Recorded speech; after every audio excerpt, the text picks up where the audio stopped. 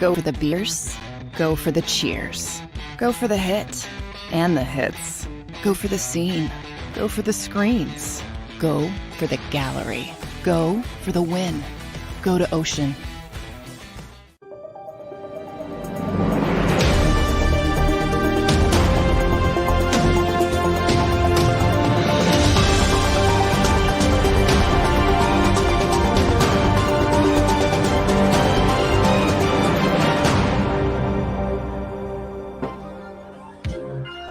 Happy Friday Eve, everybody. Thanks for hanging out with us. That is Derek Gunn. I am Rob Ellis. We are Sports Take, JAKIB Sports YouTube Network. Gunner, it looks like we're in a new setting. It looks like we may be out and about outside today. What's going on? I am down here with all my family. We're in the Dewey Beach area, Nice. staying at a friend's beach house, beautiful beach house. You walk out the front door, turn to the left, 20 yards, you're right on the beautiful beach. And so, but man, it's hot. It's 93 degrees. Can you spin around and give us a view off of the deck? But you can't see it because next to me is a fence with a volleyball. Volleyball. Okay. You can't really see it. Okay. Yeah.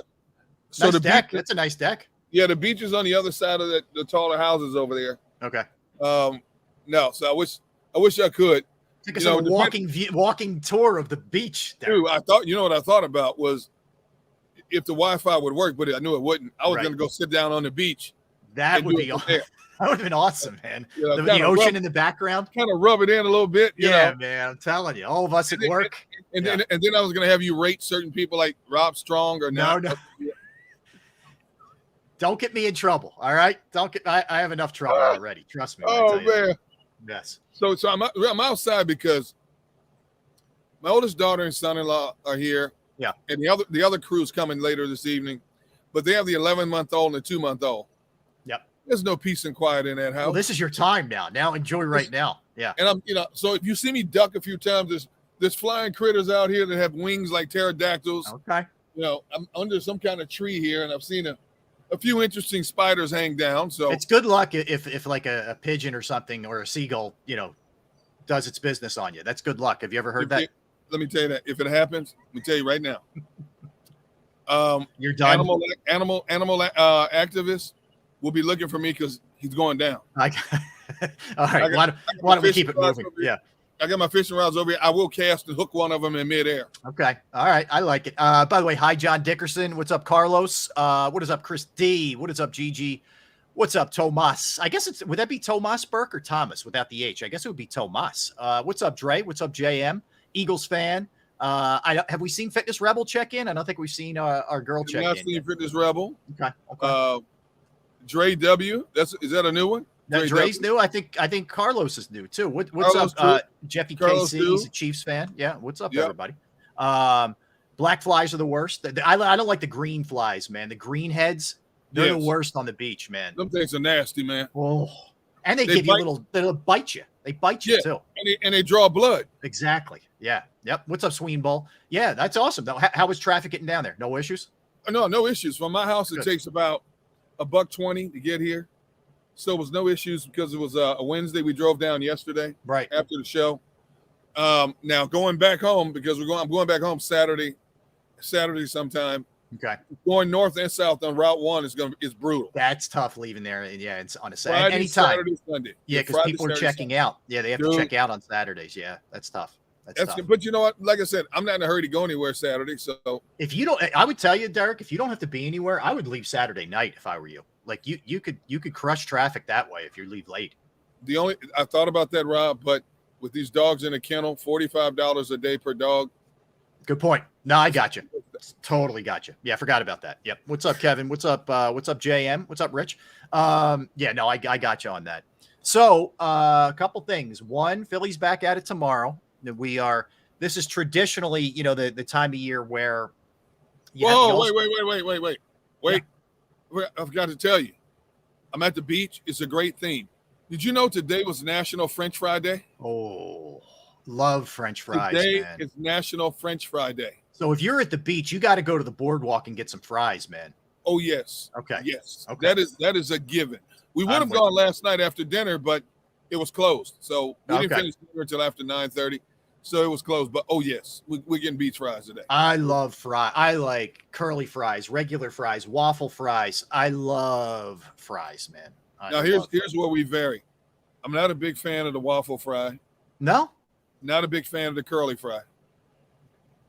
I like beach fries, and I like like the crinkle fries, the Ore-Ida. Yes. Oh. Yes. I'm a fan of those. I also like the big pub fries, the thicker ones too. Yes. Yeah. So we have a smash burger at Christiana Mall. Let me tell you something. Those fries, man. Oh my goodness. Yes.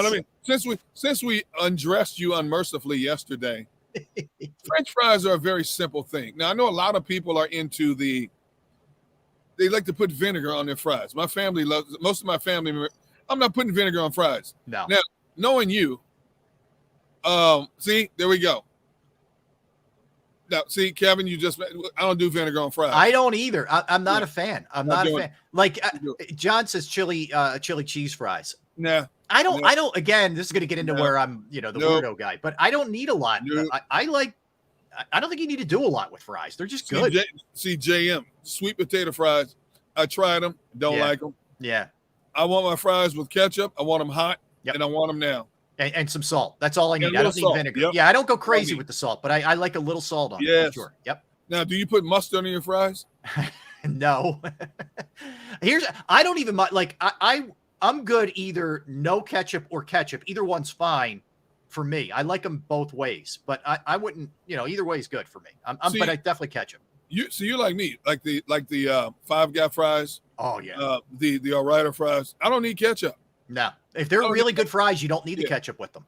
See people messing up. Arby's curly fries, sweet potato fries, cheese fries, Popeyes fries. Popeyes. I will say McDonald's fries are still strong. They're still strong.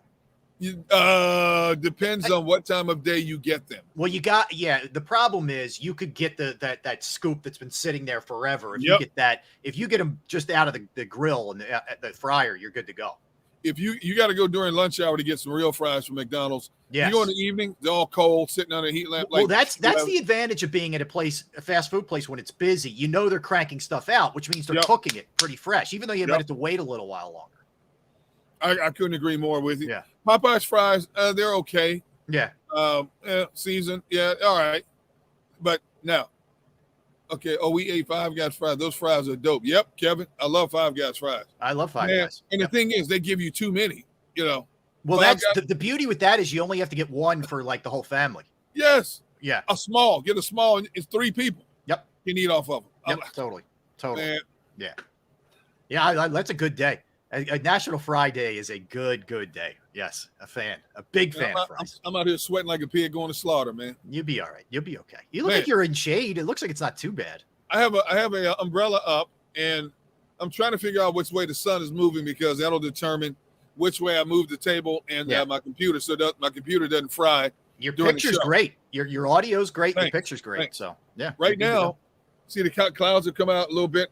It's 93 degrees here, dude. I know it's hot today. It's crazy hot today in our vicinity. But I love where you're at. Like I love the Delaware and Maryland beaches. I'm a huge fan. I love Ocean City, Maryland. I love Dewey. Yes. I like Rehoboth. I like all those little beach towns down there. They're so cool, man. My favorite one is right next door. It's called Bethany Beach. Yep. Great little community. Yep. And then later this evening, my son-in-law and I, we're going to go down to a beach. It's called 3 R's Beach. It's about 10-minute drive from here. Okay. You can you drive your vehicle right onto the beach. Oh, awesome. And fish right off the back of his pickup and stuff. Dude, that's cool. Yeah. Love that. Okay. Oh, yeah. So we're going to go there in the evening. Right. Very good. So, and then tomorrow I'll just sit here at the beach and sing my Otis Redding song sitting at the dock of the bay. Yeah, it'll be Tone and I tomorrow. So you'll be doing your thing. Whoa, right. Tone's making a 3-hour appearance tomorrow? Tone is ready, man. He's hydrating and stretching as we speak, man. If my signal on my phone can pick it up from the beach, and this house is close, so maybe I can tap into somebody's Wi-Fi. I'm gonna try to check in and hear the golden tones of Tone. Love it. Yeah, he's gonna do great. Sills chimes in. Now I don't know this place, Princess Maria Diner on Route 35. I don't know that. Where's that? Jersey Shore? Never been there. I don't know. Yeah, I don't know where that is. That must be like more like LBI, maybe towards that area. But I'm not sure. But look, it's There's rarely a bad day at the beach, man. It doesn't matter where you go. Here's the only thing bad about this area.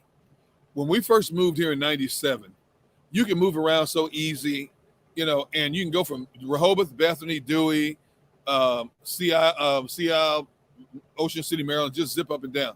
Yeah. All of a sudden, I forgot what year it was. Somebody nationally put out ranking the beaches in America, and Delaware jumped into like top 70, top 75 beaches in America. All of a sudden, you see a whole lot of New York and Jersey plates down here now.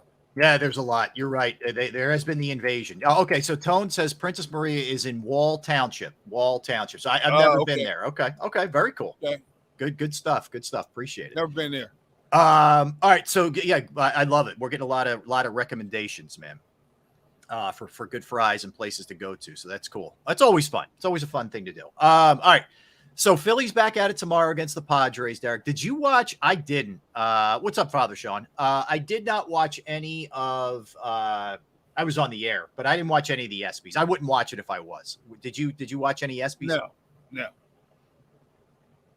I don't need to sit there and watch ESPN pat itself on the back for 3 hours. I'm good.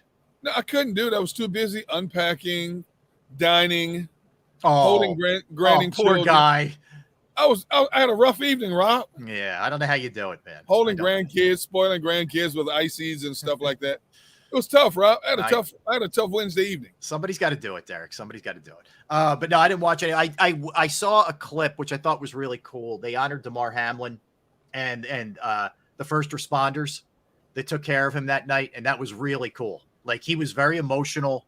He was crying. I think they honored both the Bills and the Bengals people up there, which that I give him props for that. That's a really nice thing that they did. The Pat Tillman Award, I believe, is what he got. So that's really awesome.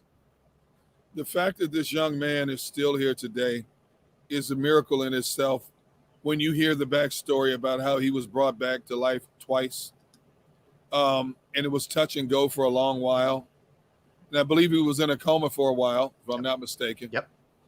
And the fact that he's still here, upright, breathing, doing a tour. He did it. He was somewhere, I believe it was Cincinnati or somewhere, as part of a CPR type thing. What a blessed young man he is. And the fact that he went through this and he is adamant about sharing this with so many people, and he continuously thanking so many people who helped him be where he is today.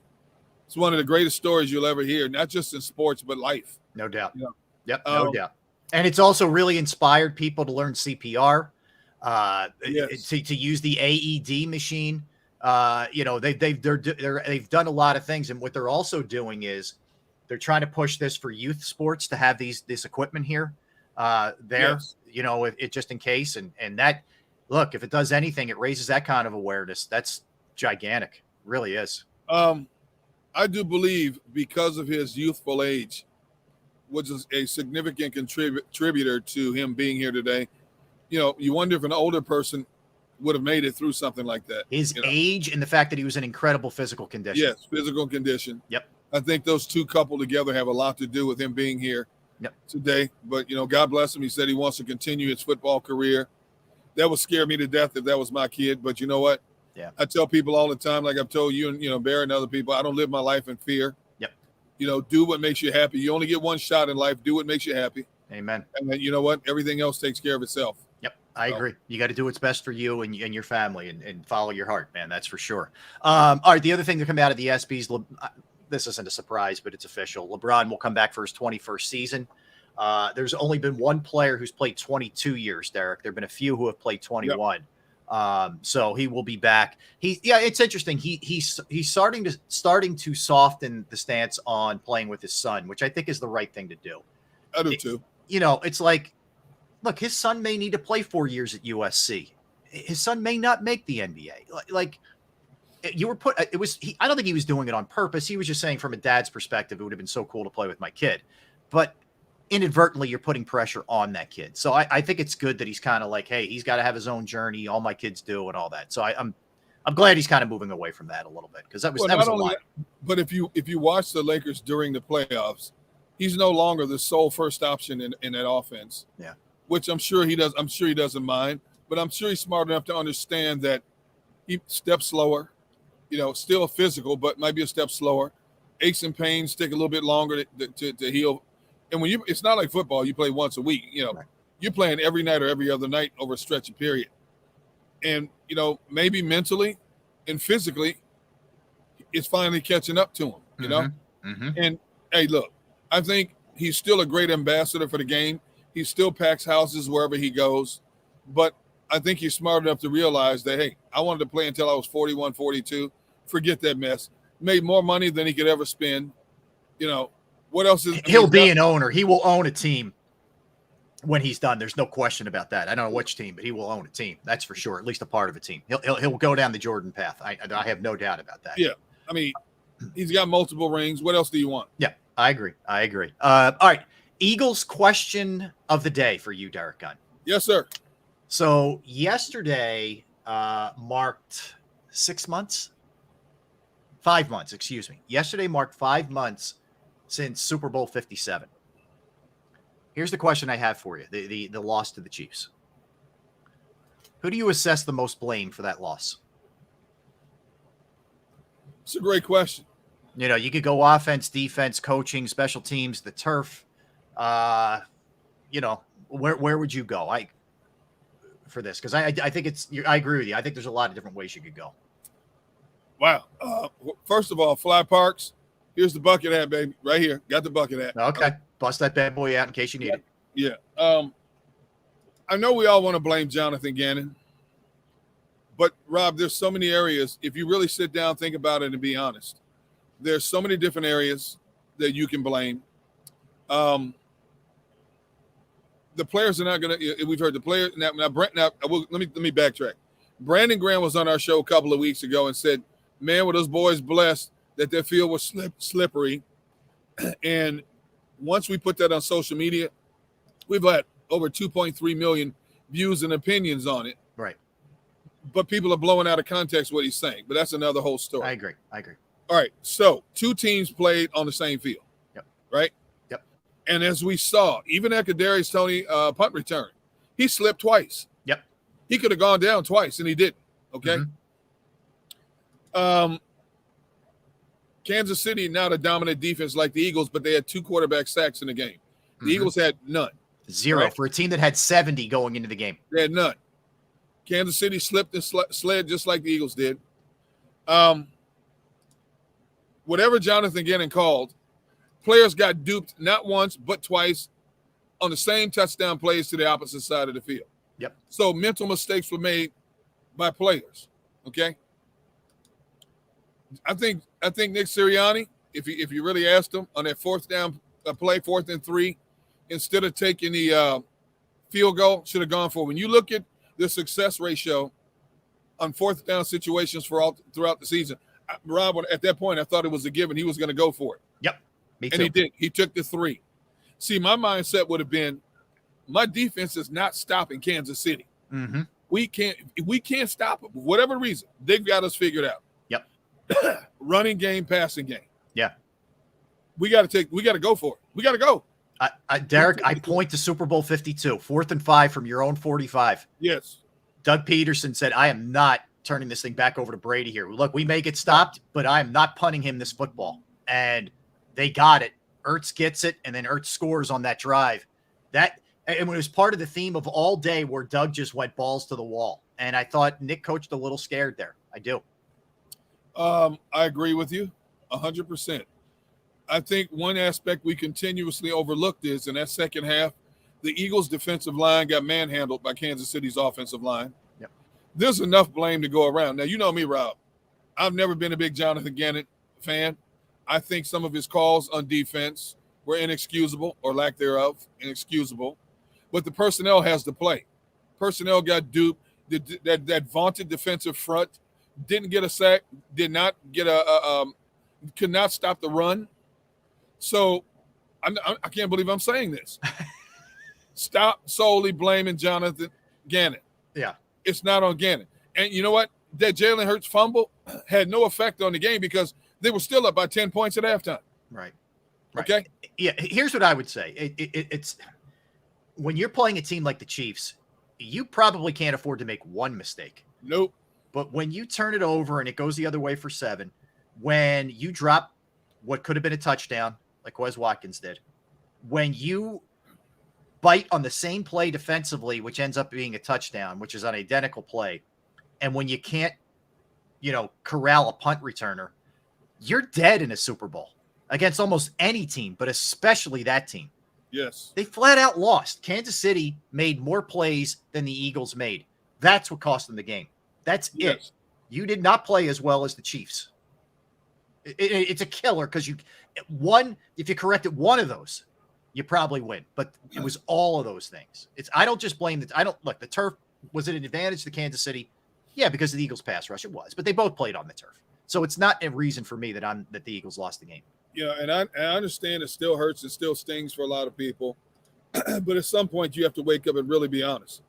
There were a lot of factors that cost them the game that they didn't do throughout the course of the game. Yes, the field was a big factor, but you can't emphasize enough. Mm-hmm. Both teams were slipping and sliding up and down the field. Yep. One team got necessary stops when they had to. The other team did not. Yep. Plain and simple. Yep. Yeah. Plain and simple. And look, you're not wrong if you say, hey, the defense let them down, or the offense in the second half didn't do a lot, or as brilliant as Jalen was, that 7 ends up being the difference in the game. Yeah, you could definitely point to any of those, and you're not wrong. And I also think, especially in the second half, Derek, Andy outcoached Nick Sirianni. Yes, he did. Andy said, you know what? We're going to run the ball down their throat. We're going to keep them off the field offensively. I'm going to stick to it. And it worked. It worked. And also, Rob, the Eagles were playing with a bunch of Pro Bowlers on their defense. Right. Kansas City was playing with a bunch of kids on the back end of their defense. Agreed. Yep. You should have taken advantage of that. Yeah. I agree. Like, for that defense, even on the slippery conditions, to not get a sack, that's a killer. To not be able to stop the run, especially up the middle. Look, Pacheco hurt them bad, and the Eagles established no run game. And other than Jalen, they established no run game on the night. Yeah, I saw Fletcher Cox, big Jordan Davis, big Javon Hargrave. Hassan. Getting those three getting walled off on running plays. Okay, yep. Getting walled off on running plays. Mm-hmm. Nobody got penetration on the running plays. Nobody got a push. Nobody shot a gap on the running plays. Kansas City did whatever they wanted that whole second half. Yeah. Yeah. And that's a want to mentality, because no matter what the coach calls scheme-wise, you have to find somebody to make a play. You had too many Pro Bowlers on that side of the ball. Somebody did not make a play. Somebody had to make a play somewhere. Mm-hmm. You had a Pro Bowler at one corner, Pro Bowler at the other corner, Pro Bowler edge rusher, Pro Bowlers in the trenches. Somebody had to step up and make a play. They didn't. Yes. Yep. Plain and simple. And it still hurts. It still stings if you're an Eagles fan. I get it. It should, and it will probably till they, either they start playing games or they win another Super Bowl. It's going to hurt. There's no doubt. Yes. You're up 10 at the half. It should have been more. You saw it slowly whittle away. It's frustrating. And then the other thing that didn't happen, Derek, is you just needed to make one play. Just one. You needed a Brandon Graham moment that you got in Super Bowl 52, and it just didn't happen. And that's a lot of times the difference. And the most defining moment of the game, Kansas City's final drive that led to the game-winning field goal. One play. That's all you needed. Just one. You got all these Pro Bowlers. Don't blame it on the scheme. It's a want to. All you needed was one stop, one definitive stop. You couldn't get it. They tiptoed their way down the field. They had took advantage of everything they could against you. You couldn't stop them. Yeah. Your personnel on the defensive side of the ball was better than most of their personnel on the offensive side of the ball. Yep. And the receivers still got open, except for Mahomes and Travis Kelce. Right.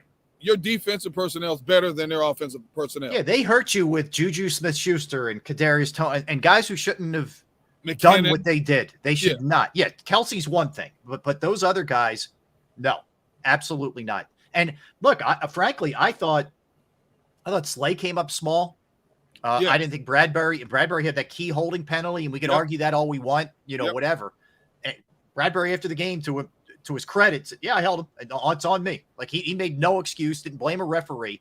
But, those guys came up small. I'm with you. Like, we joke about the Gannon thing, and I don't think he coached a good game either. I will be the first one to tell you that. But his players let him down too. Like they bit on like stuff they should never have been biting on out there that they've seen probably a million times on a football field. So, and not only that, Michael Clay's special teams was just like it was all season, inconsistent. Yep. And killed you in the one spot. Just killed you in the one spot. But he doesn't get ripped apart as much as Gannon. He gets let off the hook. I guess because it's special teams. I don't know, but you're right. When you score 35 points, they had the most points ever in a losing effort in a Super Bowl game. Yep. When you score 35 points, and keep in mind, correct me if I'm wrong, they only had 14 at halftime, right? Yes. At 14 at halftime, you let that team score 24 second half of points. Yeah. Every possession, they went down and scored. They did. You are right. Let's get a timeout, Derek. Fun stuff. Well, maybe we'll bounce this off of our guest coming up, Rob Motti of the Associated Press. Looking forward to talking to Rob. Having chatted with him in a bit. So let's get a timeout in. We'll come back and we'll talk to Rob. Don't go anywhere. He's Derek Gunn. I am Rob Ellis. We are Sports Take, JAKIB Sports YouTube Network. I want to tell you about Bravo Pizza of Havertown. Yes, thrilled that they are a part of the channel, a part of the show. I've been going there since I was a kid. Absolutely phenomenal. Family owned since 1985. You got Alex and the crew.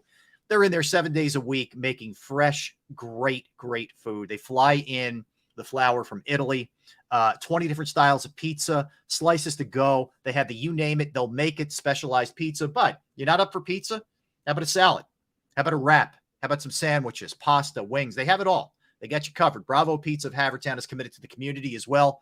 Fundraisers for charities, for schools, for little leagues, where the proceeds go to those organizations. You can follow them on Instagram and Facebook for daily specials and promotions at the Bravo Pizza of Havertown. They're located at 1305 Westchester Pike in the Manoa Shopping Center in Havertown. That's 1305 Westchester Pike, Manoa Shopping Center in Havertown. Give them a call, 610-446-3810. 610-446-3810. Bravo Pizza of Havertown. Do you stream on a Roku, Fire Stick, Google TV, or Apple TV? Now you can watch 6ABC 24/7 with the 6ABC Philadelphia streaming app. And the big story on Action News? Search 6ABC Philadelphia and start streaming today. Go to get your game on. Go for the beers. Go for the cheers. Go for the hit and the hits. Go for the stakes and the stakes. Go to get your parlay on. Go to get your party on. Go for the scene. Go for the screens. Go for the gallery. Go for the win. Go to Ocean. Visit theoceanac.com to plan your visit. The greatest fans on earth. It's a bold statement, but would you expect anything less from Philadelphia?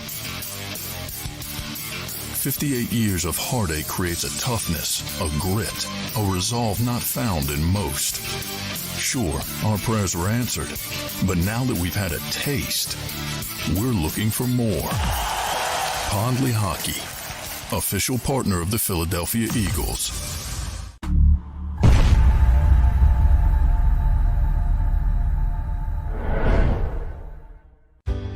Go passionately. Go fearlessly. Go confidently. Go Birds! Go confidently towards your goals with First Trust, Philly's hometown bank for nearly 90 years, and the official bank of the Philadelphia Eagles. We're focused on getting you over the goal line. So go with conviction, go with trust, Go Birds! and go forward with us by your side. First Trust Bank, the official bank of Philadelphia dreams. Oh, and go Birds. All right, did you know I was the Mommy Slam Dunk Champion? Really? Yes, really, don't sound so surprised. Let's see it. Oh, you're ready. All right, here we go. Let's hear the crowd. So go to right, go to left, fake a mama. Mama, go up, mama! She did it. Again? You can't avoid gravity, but United Healthcare can help you avoid financial surprises by helping you compare costs and doctor quality ratings. United Healthcare. Uh-huh.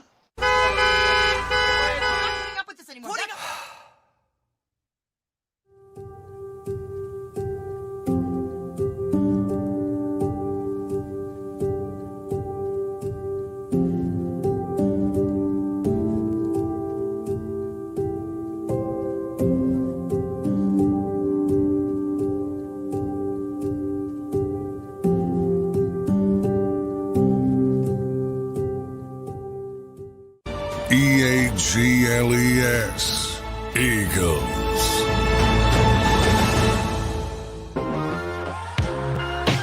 Welcome back in, everybody. Thanks for hanging out with us. We do appreciate it. We are Sports Take, JAKIB Sports YouTube Network. He's Derek Gunn. I am Rob Ellis. Excited. We have not had our next guest on the program yet, and he does a phenomenal job covering the NFL. He is the lead NFL reporter for the Associated Press, of course, covered Philadelphia sports for the AP here for a very, very long time. You can follow him on Twitter at Rob Maaddi, Maaddi. Rob, welcome to the show, man. How you doing? What's up, fellas? How you guys doing? Good, Rob, you, bro. Good. How's Florida life, brother? Man, it's awesome. A little rainy today, but it rains for an hour, and then the sunshine comes out. It's a hot sun, though. I do miss occasionally a little bit of that Jersey Shore action. Yeah. Gunner's down at the Delaware beaches. He's rubbing it in today a little bit. Yeah. When did you move to Florida, man? I thought you were still in the Philly, Jersey area. No, man. I've been gone for 2 years now. Wow. Yeah. That's awesome, man. I'm glad you're liking it down there. A lot to get to, Rob. And by the way, I suggest everybody check out Rob's Faith on the Field. You do an awesome job as the host of that as well. And just all the good work that you do in the community, man. Keep up the good work. We appreciate it for sure. Appreciate that, man. Thank you. Yeah, no worries. So, Rob, a lot to get to here. I wanted to start with this. Obviously, I know you keep such a close eye on Philly as well and what's going on with the Eagles. We're having a little fun in the first segment. It's been about 5 months since the Super Bowl, and I'm not sure if you were there or not. I'm sure you were. We're kind of all right. If there's one thing you could point at the cost in that game, what would it be, in your estimation? What would you say? Oh man, the punt return that stands out, right? I just spoke to Patrick Mahomes the other day, and he's raving about Kadarius Toney as a receiver, and I'm just thinking about the punt return. Obviously, of course, guys, the fumble, Jalen Hurts fumble leads to a touchdown, and you take that off the board, and we all could do the math, 38-35. That's a big one, but I look at those two as turning points in the game, and they were so close, they were right there. And it's just unfortunate. As great as Jalen played, he's carrying that with him. And I think Jason Kelsey alluded to that a couple weeks ago. He said something like that's really eating him up inside. I sat down with Jalen probably about 2 or 3 weeks ago, and he's hungry. He's determined. He says, this is something I said last night on CBS Sports Radio in an interview. I've never, and I've been in Philly my entire life. I don't think I've ever been across an athlete in Philadelphia who is 4 years into his career, who's never said the wrong thing. If you think about it, Jalen Hurts never says anything to where the media can come after him, to where fans say, hey man, maybe he should have taken some blame for this, or maybe he should have done this or said this or whatever it may be. I mean, he's polished. He comes from the Nick Saban school, right? But my man always says the right thing, and it's hard, right? It's hard not to get caught up in whatever is going on around you. But I love all those intangibles that he checks off. Mm-hmm. Rob, so how have you been spending much of this off time? Because I love to ask writers this. With this extended off time, a lot of teams didn't have the mandatory mini camps. You have to get a lot more creative with a lot of stuff you do between now and the time training camp rolls around. And I know you do more of a national landscape, but how difficult has it been for you in terms of the creativity, storylines, and things like that? Not much, D-Gun, because with the national thing, there's always something. There's the gambling suspensions. There's Daniel Snyder. There is all the John Gruden stuff now coming back to light. So there's always I mixed in like about 10 days of vacation where I tried to just really shut off. You just walk away from it. And during that time off, hanging out at the beach, I had those interviews with Jalen Hurts and Pat Mahomes. Now I'm not going to turn those down, right? During a vacation, I'm like, all right, you know what? I think I can come off, do this for 15 minutes, hop back to the beach. But I was kicking around the idea of, hey, you know what? Everybody's putting out, and I hate doing this, guys, but like you're the list of the top 30, quarterbacks and the coaches and the receivers and all that. Like, if we wanted to do something, but I checked with my editors. They're like, maybe we could do something shorter than that, but we don't really need to. we're not looking for clicks. We're not trying to do all that stuff. But it was an interesting exercise because I prepared mentally. All right, if I'm going to rank my top 5 quarterbacks, if I'm going to rank my top 5 coaches or top 10, where am I going to put Dougie P? Where am I going to put Nick Sirianni? Where's Andy Reid go? Where's Bill Belichick go? Because you look at his record without Tom Brady over the course of his career, he's got a losing record. So how would you rank those guys? And then how would you do it? Would you do it just, okay, based now on 2023? Because where's Aaron Rodgers fit in? Yeah, he's a Hall of Famer, but is he top 5 going into 2023? Those kinds of things. Well, let's follow up on that with Belichick, because for the first time, Rob, we've sort of heard, I don't know, little whispers or inklings like maybe Kraft's not thrilled with the way it's gone lately. Maybe Belichick's not happy they don't spend enough money to the cap, et cetera. But, there's no denying they've been to one playoff since Brady left, and they got smoked in that game. I'm not saying it's a big year for him from a survival standpoint, but could we be starting to see at least the beginning of the end with him there? I think, and I heard that from Robert Kraft, and I go, like, Bill Belichick, even though 80 and 90 without Tom Brady over the course of his career, 6 Super Bowl rings should build you a whole lot of equity with your ownership and in that town in New England. And then you look at the Don Shula's record, and he's probably, I think it's, I got to do the math, maybe 30 years, yeah, right? 3 years away, 3 good seasons, like 9-10 win seasons away. He is 71 years old. So, and I don't know. I think he's earned the right to walk away on his own terms. And I think Robert Kraft would have a very difficult time pushing Bill Belichick out the door. And what would it take? If you're 9-8, if you're 10-7, if you're 8-9, and you're just in the mix, it's a tough AFC East. It's a tough AFC. 8-9 is not going to cut it. 9-8 is not going to get you into the playoffs. But you can't really push him out at that point. It's got to be a 2-15 bottom falling out, and I don't see that happening. But it's at that point now where the end is closer for Bill Belichick. And how long does he want to do this? Right. I'm sure he wants to pursue that record. He wants to get Don Shula's record and then move on. When you're 71 years old, you got to start looking at the clock and look at Father Time and what else you want to accomplish in your life and how do you want to spend your remaining days. Mm-hmm. Do you think there's a part of them that also wants to prove that he can win one without Brady, as Brady did without him? Oh, I'm sure he wants to prove that, but he's hard pressed to do that. Yeah. I don't know that Mac Jones is going to be the answer for the Patriots. And I know that Bill O'Brien's come in there and they've kind of changed things around and see how they can, but he definitely wants to prove that. I'm sure, just like Tom wanted to do it. And Tom had a ton of success without him, almost came back the following year, if not for a defensive collapse there, but by Todd Bowles and the Tampa Bay Buccaneers. But I just don't see it happening for Belichick without Tom Brady. Rob, how do you view the Eagles offseason? Would you say they're better, worse, to be determined? They lost some quality players for sure, no doubt. They were still able to hang on to some good ones that a lot of people thought may walk out the door. And it's a lot different this year because young players aren't getting red shirts. Like let me see what you got. So how do you view them going into this year talent-wise? Well, it was a tremendous draft. So you got a surplus of young talent that's coming in there that I think can make an immediate impact. You still got to replace some guys who gave you a whole lot of snaps on the defensive side. But I think they're going to miss more the continuity and the chemistry with the coordinators, right?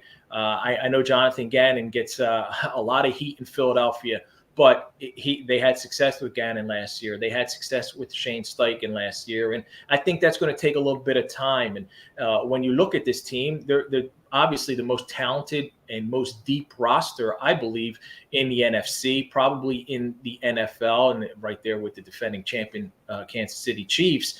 But there's going to be, I think, a little bit of an adjustment period there without the coordinators, losing some of those guys, some valuable players. I think they'll be better towards the end of the season. They may not jump out to a 7-0, 8-0 start. They may have a couple lapses there. It might be 6-2. It might be 5-3, and then everybody's going to be concerned about it. But I think they're going to get better and better as the season goes on with some of the younger guys getting more experience.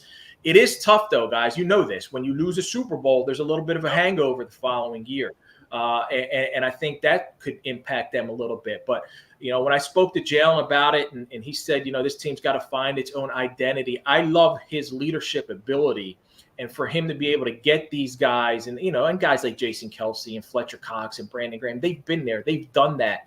They know you can't have what happened from 17 to 18, where some guys come into that locker room and they're looking at that banner. There is no banner. This isn't like say you didn't win. So there is no championship. But you can't come in there and kind of rest on your laurels. You got to come in there and really be aggressive. And I know Jalen's not going to let down. And I think that can permeate the locker room. I'm a big believer though in this year's Cowboys. So I think it's going to be tough it's going to be a tough one too in that NFC East. And we haven't seen a repeat champion in the NFC East since the Eagles, that 04-05, I think. Yeah, 04-05. So it's going to be hard. Mm-hmm. Rob, when you look at this Eagles defense, give me the one entity you'll watch the closest, whether it's the coordinator, position coaches, or new integration of new personnel. What's the one thing that you would have watched closer? I'm watching Jalen Carter and Jordan Davis. I want to see how much more time, how much more snaps Jordan Davis. Like you move up to get him last year, and I know he didn't have to be that much of an impact player as a rookie. They had that luxury. Now it's time to step up. Jalen Carter drops to them because we know he's a top 5 talent. He was only available for all of the off-field stuff that he was going through. I think this defensive line, they were dominant last year. They were the best in football. They obviously had that letdown, couldn't get the Mahomes in the Super Bowl, which was a big key thing going back to your first question about when you look at that game. But I'm looking at seeing how these guys can really step up and dominate and continue that success that they've had on a defensive line. I got to add, I love that they brought back James Bradbury. I think that was huge too. Well, Rob, you just touched on the Cowboys. And I think we automatically go into, all right, it's the Eagles, the Niners, the Cowboys, then who? But let's go back. Let's revisit that. Who's your favorite in the NFC? And if you had to rank your top 3, how would you rank them? So I'll tell you this. Right after I covered the draft, we had to do a way too early mock draft for next year, guys, right? So our college guy picked the players. I had to pick the order of finish. So I give him how I think the teams are going to finish, and I go 31-32 because that's the 2 teams that are going to get in the Super Bowl. I went Bengals, Cowboys, Super Bowl. Now, like I said, it's way too early. It's April right now. I mean, we're in July. Camps haven't opened. I don't want to come off of that. So I'm thinking this could be the year that a lot of people finally see the Cowboys for the first time in 25, 26 years, whatever it is, get back to the top. So I'm going to go right now, my rankings. I know Eagles fans are going to hate me, and I grew up in the 700 level. So part of me hates myself for saying this. Cowboys, Eagles, 49ers. But really, it's like the old Ric Flair. To be the man, you got to beat the man. In the NFC, the Eagles are that man. So until they get knocked off the perch, it's Philly. But they are those 3 teams. I think San Fran, Brock Purdy's health situation and Trey Lance and all that stuff might have them a little bit starting out at the gate a little bit slower, and that could impact you because you only get the one team to be the number 1 seed throughout, and that's it. Whoever gets that, I think's got the keys to the Super Bowl, and I don't think it'll be San Fran because they may stumble a little bit depending on whether or not Purdy's ready, and it's still a little bit too soon to know. You do realize you just set the city of Philadelphia ablaze by mentioning the Cowboys over the Eagles. You do realize that. He's in Florida, man. He's good. Don't worry about it. I know, man. I'm glad I'm not doing Philly radio anymore 8-10 hours a week where they'd be coming after me. I might be singing a whole different tune. But it's just that there's that Super Bowl hangover, a little bit of that letdown the next year. And I love the Stephon Gilmore addition and Brandon Cooks for the Cowboys. And I like Dak Prescott a whole lot more than a lot of people out there. I know he had a ton of interceptions last year, and you know, we're in that era now where every interception is so magnified. I still remember when Peyton Manning used to throw interceptions. I remember when Brett Favre used to throw a ton of interceptions. So it's that old gunslinger mentality, and I think he can get past that. I want to go back to Hurts for a minute, Rob. And you mentioned he never says the wrong thing, and you're right. I've never seen a dude 24, 25 as mature as him ever. I mean, No. the approach is just perfection. The guy works his tail. That's why, I didn't worry one bit about this contract. I have no absolute zero thought that this is going to go to his head and he becomes an unfocused player. I can't remember a guy like this in any sport that was this dialed in at this age. And it's some of it's Saban, his dad, I guess, and a lot of it's him, to his credit. But you know what? Yeah, that's, Chase. You know what? Good comp. But Chase didn't get up there when he was about 24, 25 because he played at UCLA. Right. But you're right. That's a good comp. But this guy is just different, man. I look at in terms of guys who never say the wrong thing and are dialed in and know exactly what it takes to succeed in Philly. Bryce, right? Yep. Bryce, Chase, and in Jalen, B-Dawk. But B-Dawk, and you know B-Dawk so well, D-Gun. He early on in his career, he just a little bit, he was still trying to find himself. He was still trying to get through some of those hurdles that he was going through. Also, he's not magnified as a safety. Like, you're not in a spotlight like a quarterback. For Jalen, like, to me, it's tremendous. I thought from day one, you know, and we all go back and look at that pick and say, yeah, what were they at that point, right? They had Carson Wentz. Yep. We thought, what are they thinking here, right? They could address another need, but he handled everything so well. He was able to just navigate through what was a very difficult. He didn't think he was coming to Philly. He thought he was going to go somewhere where he had a better chance to play quarterback, not come in and be Taysom Hill in Philadelphia, while this team that is just struggling consistently that season. And I know it was COVID and all that stuff going on, but he handled all that so well. And I think, you know, he attributed some of that to his dad, the coaching upbringing, but and I mentioned Saban as well. But part of that, it's just him. It's his character. It's who you are too. You can be taught to say, and I think PR staffs in Philly know what it takes to succeed here and do a great job of telling players. You know, it's one thing to be told, hey, say this, do this, act this way. It's another to do it. It's another to go out there because you let your emotions take over. And Jalen is always, he's dialed in. He doesn't say much. I don't know if he's getting criticism at all and in any way, shape, or form in Philly. I think at some point people may say, some radio guys may end up saying, oh, he's too boring or whatever because you don't say anything. I'm fine with that. I love the way he handles it. He's all business. He approaches things the right way, and his leadership ability in the locker room, the fact that guys can relate to him on the defense and the offense. He's not just, you know, I talk to a lot of these great quarterbacks about this. What does it take to be an excellent leader? And it's relatability. And it's something that where guys on your team got to be able to rally around you in the good times and in the bad times. And they got to know that you care about them. I saw that here for 2 years with Tom Brady, where you walk into that locker room and you expect to see a mega celebrity beyond like anything we've ever seen. And he knew the names of people in that building. He would talk to the backup defensive tackle, the third string, the practice squad guys. And he was so relatable. And I think that's something that Jalen has. And that's going to win a lot of games because the team can really rally around that kind of character. It's funny you bring up Brady, Rob, because I used to do the post-game show on WIP with Dan Klecko, and Klecko played with Brady in New England.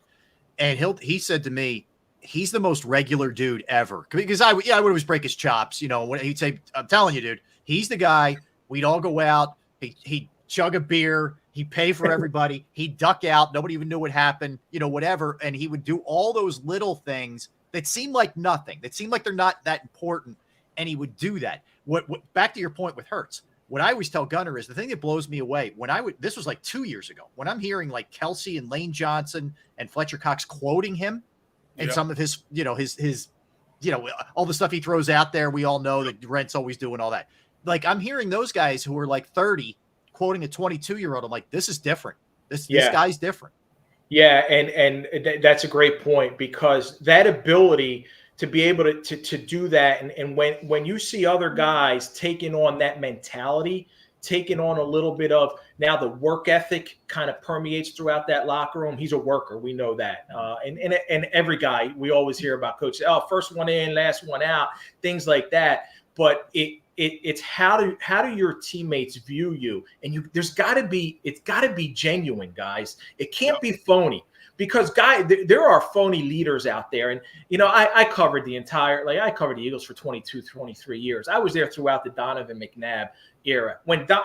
I'll never forget one particular press conference where Donovan is sitting up there, and we know how, he was sensitive in his psyche and things like that. And he thought, I'm the captain of this ship. Never hear, like, when you have to tell people that you're the captain of this ship, there's a disconnect there. Mm-hmm.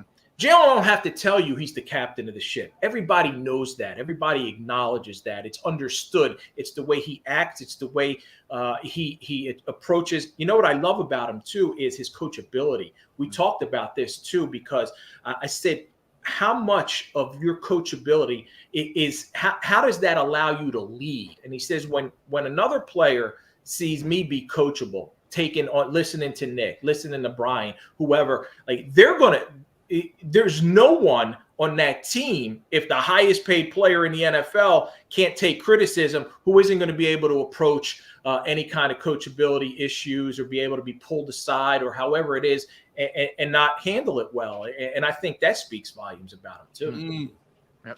Yep. Rob and I have talked about how the AFC in general has so much more quarterback talent than the NFC.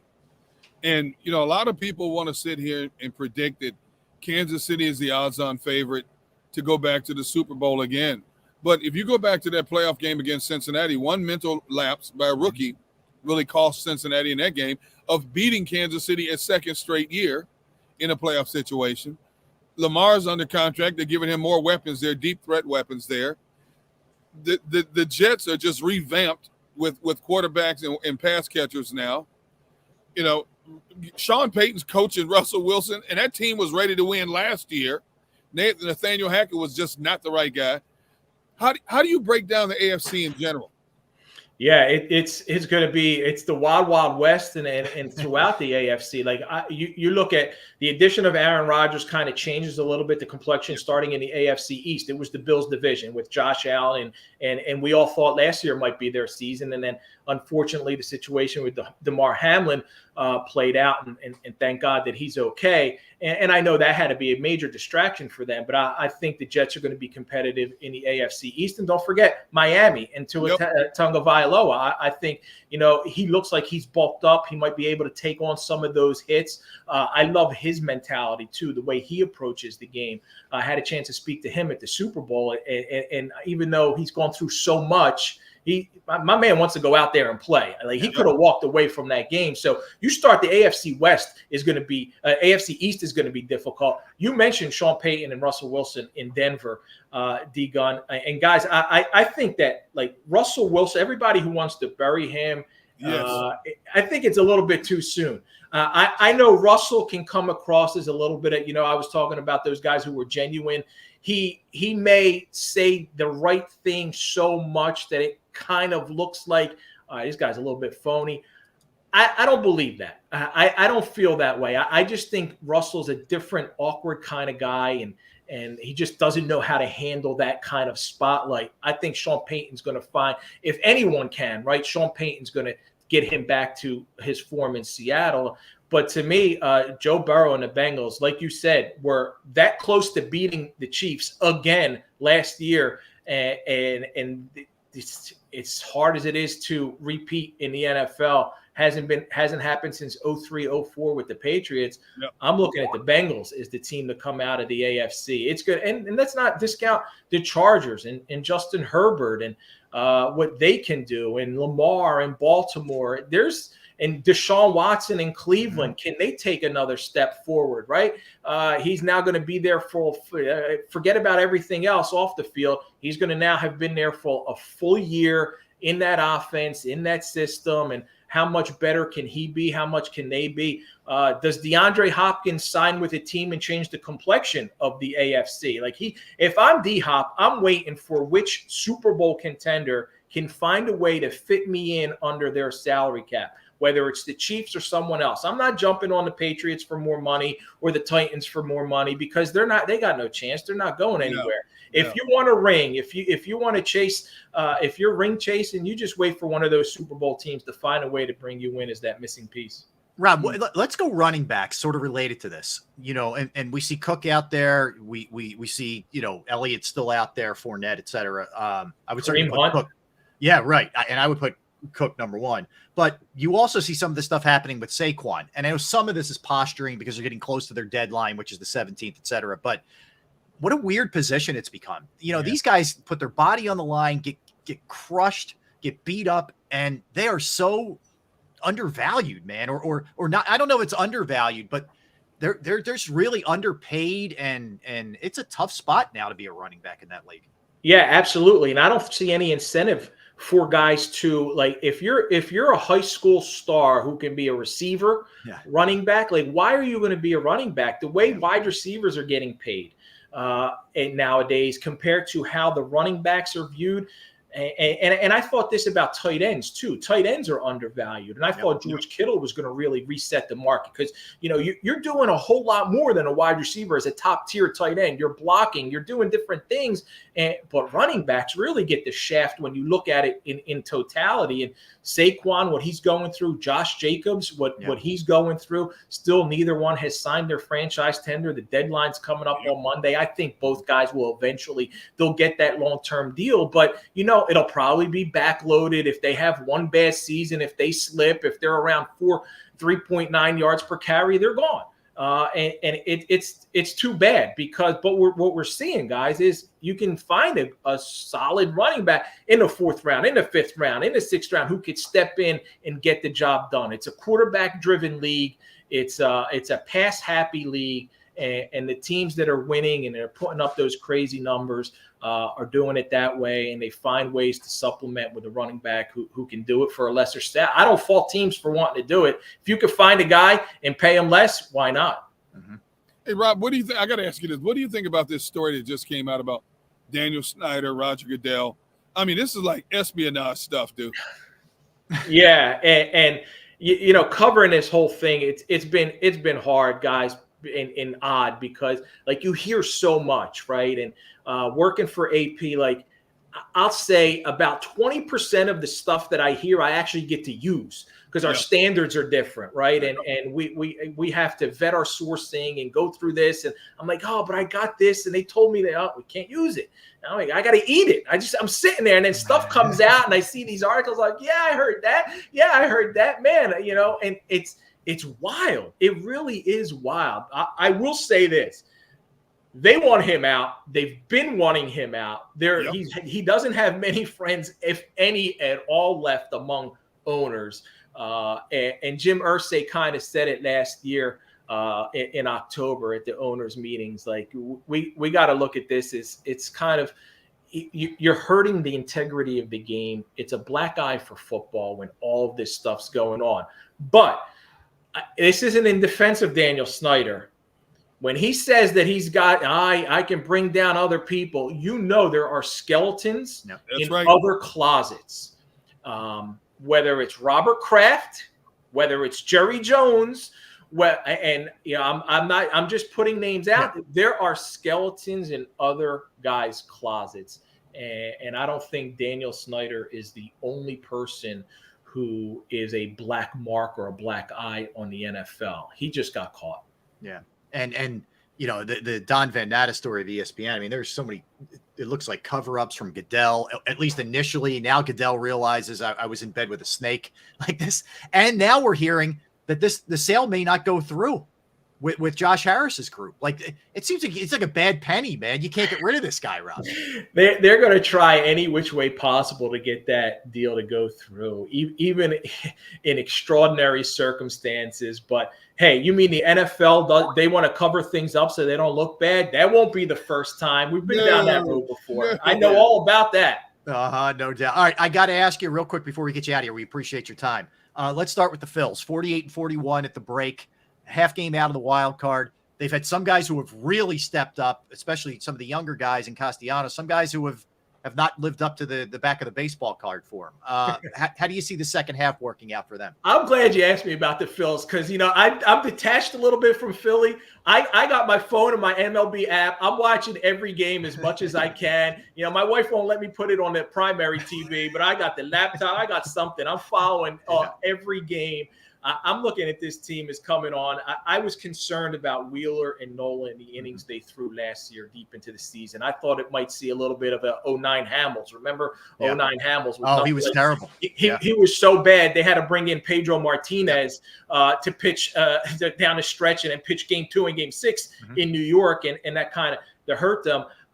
They've been better than 09 Hamels, but I'm a little bit concerned about those guys. I think Bryce got to find a little bit of that power swing. Castellanos has carried them. When you hear the Cardinals GM say that they might be a seller, I'm looking at Goldschmidt. I'm looking at Arenado. I'm wondering what can they do to pry one of those guys loose. But then you got to look at pitching too. I think they're deep enough in the bullpen. Kimbrel's been a tremendous. I didn't think he was going to be this good. He right now, dare I say, he's Brad Lidge of 08. There's a little bit of a comparison there. I'm so into it. I'm looking at Josh Harrison going on the IL going, it's time. Bring up Scott Kingery. Yeah. It's the final year of his contract. Can we see Scott Kingery he's versatile. There was the year where he hit 15, 16 bombs. He's Scotty jetpacks. He can steal you a base with the bigger bags. Let's bring him up now with Josh Harrison. Go DFA him too if you want. But I think it's going to be another red October. I'm pumped up for that. Okay. All right. Let me sneak in some Sixers here. Got to go Sixers. What is the plan, man? Because I don't see it. Begging Harden to come back does not feel like a plan to me. I don't want to see the beard back. I really don't. I'm going to – Joel Embiid, as talented as he is, as great as he is, as generational as he is, I remember a Saturday afternoon, it had to be Saturday after they were eliminated 2 or 3 years ago, whenever it was, and I was doing 97.5 then, and I come on, and I'm like, they'll never win. I don't think they'll ever win a championship with Joel Embiid. And I got buried. Oh, you can't. How can you? And here we are. 3-4 years later, and I still feel that way. I think he's a tremendous talent in a regular season for as much as he plays, but he's so injury prone.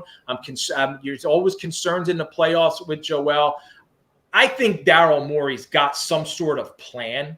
Yeah, he's too good, too smart to not have one. It's a matter of can he execute it as the dominoes start to fall around the league. And I see with James Harden, he gives you 40 points in one game, and then he's Ben Simmons or worse than Ben Simmons in another, in an elimination type game.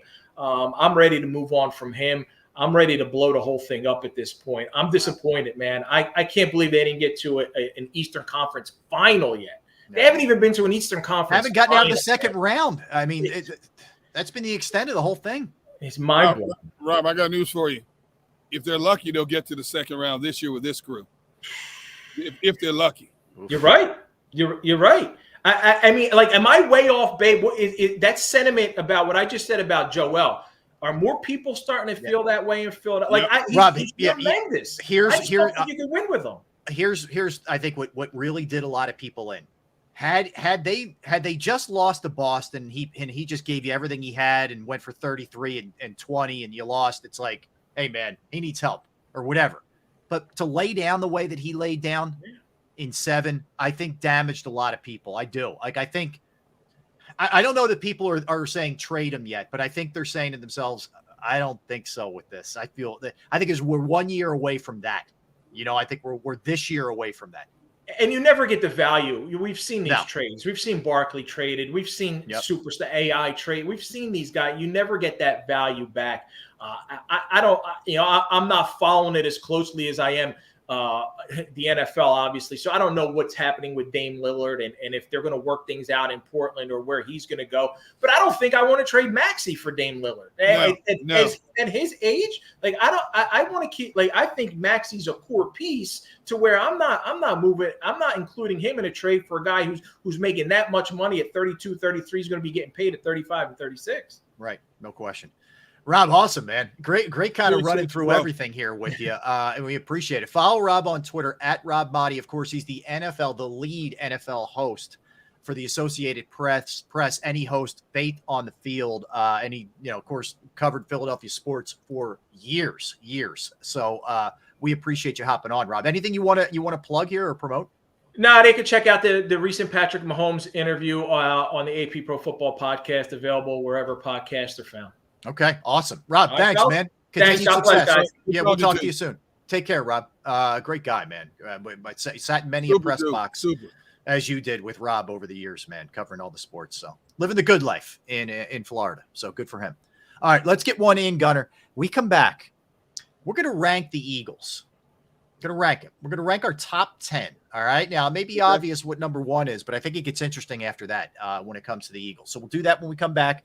By the way, you get a little sun there. You might want to put your man. Your lid on. I don't want you to get burned there. I know. All right. I'm looking out for you. Shifting on me here. I'm looking out for you. All right. He's Derek Gunn. I'm Rob Ellis. We are Sports Take, JAKIB Sports YouTube Network. I'm going to tell you right now about Jim Murray and Principal Financial Group, because knowing who to trust with your finances is critical. And I was looking for years. I'm right there in the front of the line trying to find that right person. And I did find the right person, and it is Jim Murray and Principal Financial Group. Whether it's retirement planning, 401k review, insurance review, if you have a small business, you're trying to get those employee benefits off the ground and you're not sure exactly how to go about it, Jim is the person that you should reach out to. I've entrusted my IRA, my 401k rollovers with Jim, and he's also always there as a sounding board. If you have any questions, or you're looking for any kind of advice, he's awesome with that. Give him a call, 610-996-4751, 610-996-4751. You could also email him as well, Murray, MURRAY.Jim@principal.com. That's Murray.Jim@principal.com.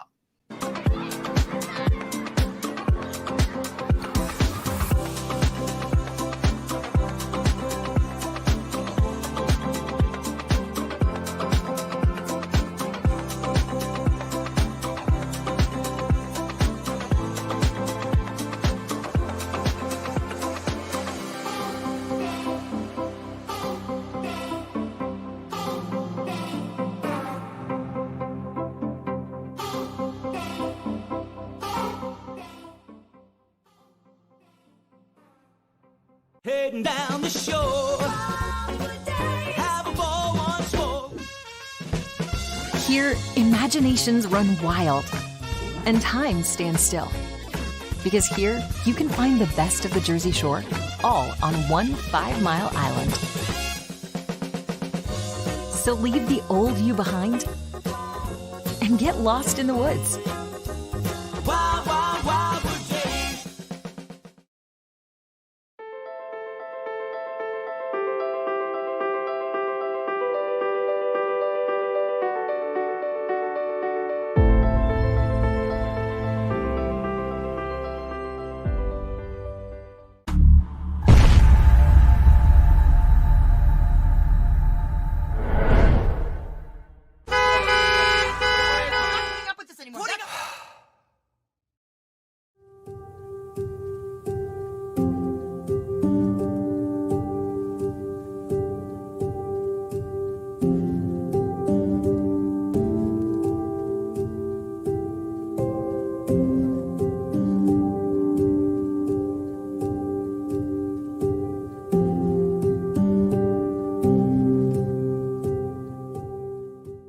Score and save in southeastern PA and Delaware with Colony Pools this football season, and let the experts close your pool with a custom Merlin safety cover in green for the birds. And if you join our Winter Watch team, we'll give you another 20% off, and Colony Pools will handle it all.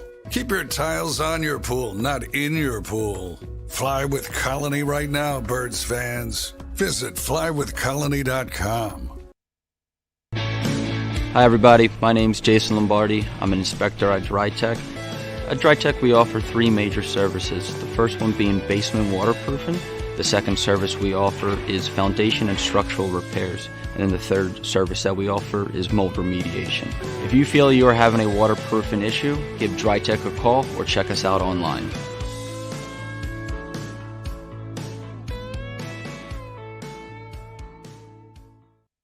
EAGLES. Eagles.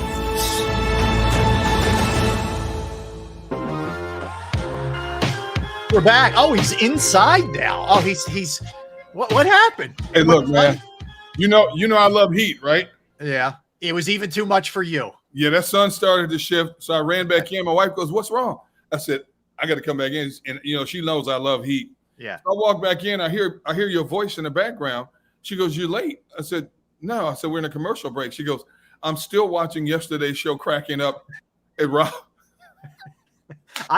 Derek, I got so much reaction, dude, from people. So when we did our food segment, my goofy, food habits, but I got like, not only I had guys texting me, like buddies texting me. I did WIP last night, and I had callers bring it up. Like, it was, it got a lot of reaction. Let's just put it that way. Dude, let me tell you something, man. That was one of the funniest segments ever. And then your wife gets on during our show meeting this morning, and she chimes in even more so.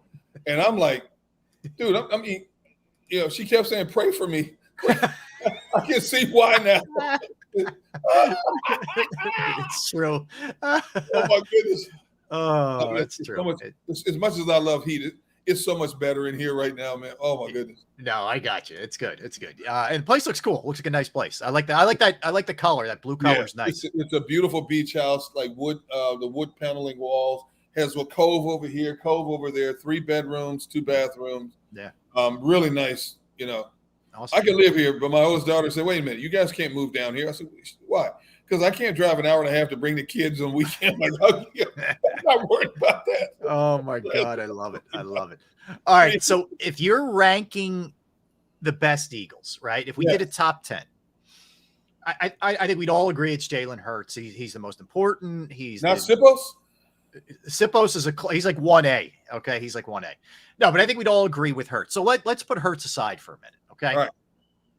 Where it gets interesting is when you get beyond him, right? Yeah. Gigi asked, "Rob, is there a way that I can listen to your show on WIP in LA?" Yeah, just go to the Odyssey app. You can listen to it. Gigi, I'm on tonight at 6 if you want to listen. Just Odyssey app and WIP. It's right there. All right. So okay, I'll go with my number 2. You tell me if you agree or disagree. My number 2 is Lane Johnson. We're on the same page. Lane Johnson. Well, I mean, here's why. I think he's the best player at his position in football. He doesn't allow sacks. He's great in the run game.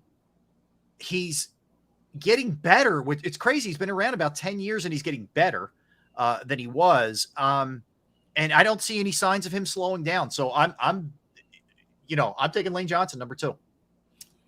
If I'm a quarterback, when I step back to pass, and I don't have to worry about moving my feet more than I want, I can stay in my rhythm, whether it's a 3-step, 5-step, 7-step drop, and I know that the right side of my offensive line is taken care of. That's enough for me. There's no more dominant right tackle. There's no more dominant offensive lineman in the game today than Lane Johnson. His numbers have proven that over the last couple of years. And you're right, I don't see him slowing down. Anybody who could play through the most crucial point of a season with that abductor injury and still play at a high level and still not give up a quarterback sack, you talk about true grit. That man is true grit. That's the kind of guy I want blocking in front of me. It makes my job a whole lot easier. Yeah. So, you and I, we always joke about how we always think alike when we do things like this. For the most part, Lane Johnson was my slam dunk number 2. Same here. I didn't really. All right, I gave a little bit of thought to Kelsey, who I plugged in at 3. So did I. Yeah, because I think he's the best center in the game. So you could apply a lot of the same principles to it.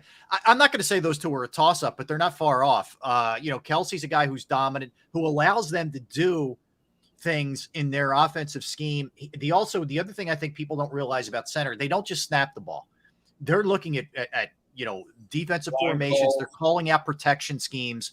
It's a thinking man's position where there's a lot involved there. And he has such good chemistry with Jalen as well, which I think is so critical. Not only that, but you look at his age, 33 now. That man, he can still get off the ball and get to the second and third levels as best as well as anybody at that position in the game. You look at how he gets down the field to open up lanes for the running back once they get past the initial line of scrimmage. Pulling plays, straight ahead trap plays, doesn't make a difference. Kelsey is the smartest center in the game, and he shows it. And he, again, at an age when offensive linemen start slowing up, I don't see any slowing down in a Jason Kelsey. So Jason Kelsey, yep, just like you, was my number 3. All right, so let's see. Let's see where I think we're going to differ at number 4. All right, I have Hassan Reddick. Okay, I have Reddick at 5. Who do you have, AJ at 4? No, Malata. Ooh. I put Malata at 4.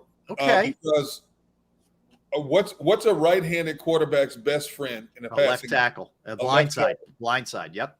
That man, from where he came just a few years ago as a rugby player, not knowing even how to put a uniform on, to now being talked about among the best left tackles in the game. And kudos to Jeff Stoutland for coaching him up, having patience with him. The Eagles did not give up on him when he was in his raw stages. Kudos to Jordan Mailata because he asked endless questions of Lane Johnson, Jason Kelsey, everybody on that offensive line who was a veteran to get up to speed. He's parlayed that into a nice contract for himself. My blind side is important to me when I go back to pass. I don't need shoulder pads hit me in the solar plexus. And when that man's game is on now, he went through a spell last year where he had the shoulder injury. His game suffered a little bit. Once he got back healthy again, he was back to being that Jordan Mailata. So for me, Jordan Mailata was number 4. I think he's going to be awesome this year. I do. If he can stay healthy. Yeah, with the shoulder healed up now, for sure. So Tone asks, is this based off of value or talent? I think it's a combo. I think it's a combo platter. Yeah, it's a combo platter. I went Reddick because, when you can get to the quarterback, I think he had 16 sacks last year. That many times, not to mention the hurries, the hits, you impact the game on so many levels. You help your secondary so much. You create turnovers. He's a guy who also will force fumbles and recover fumbles.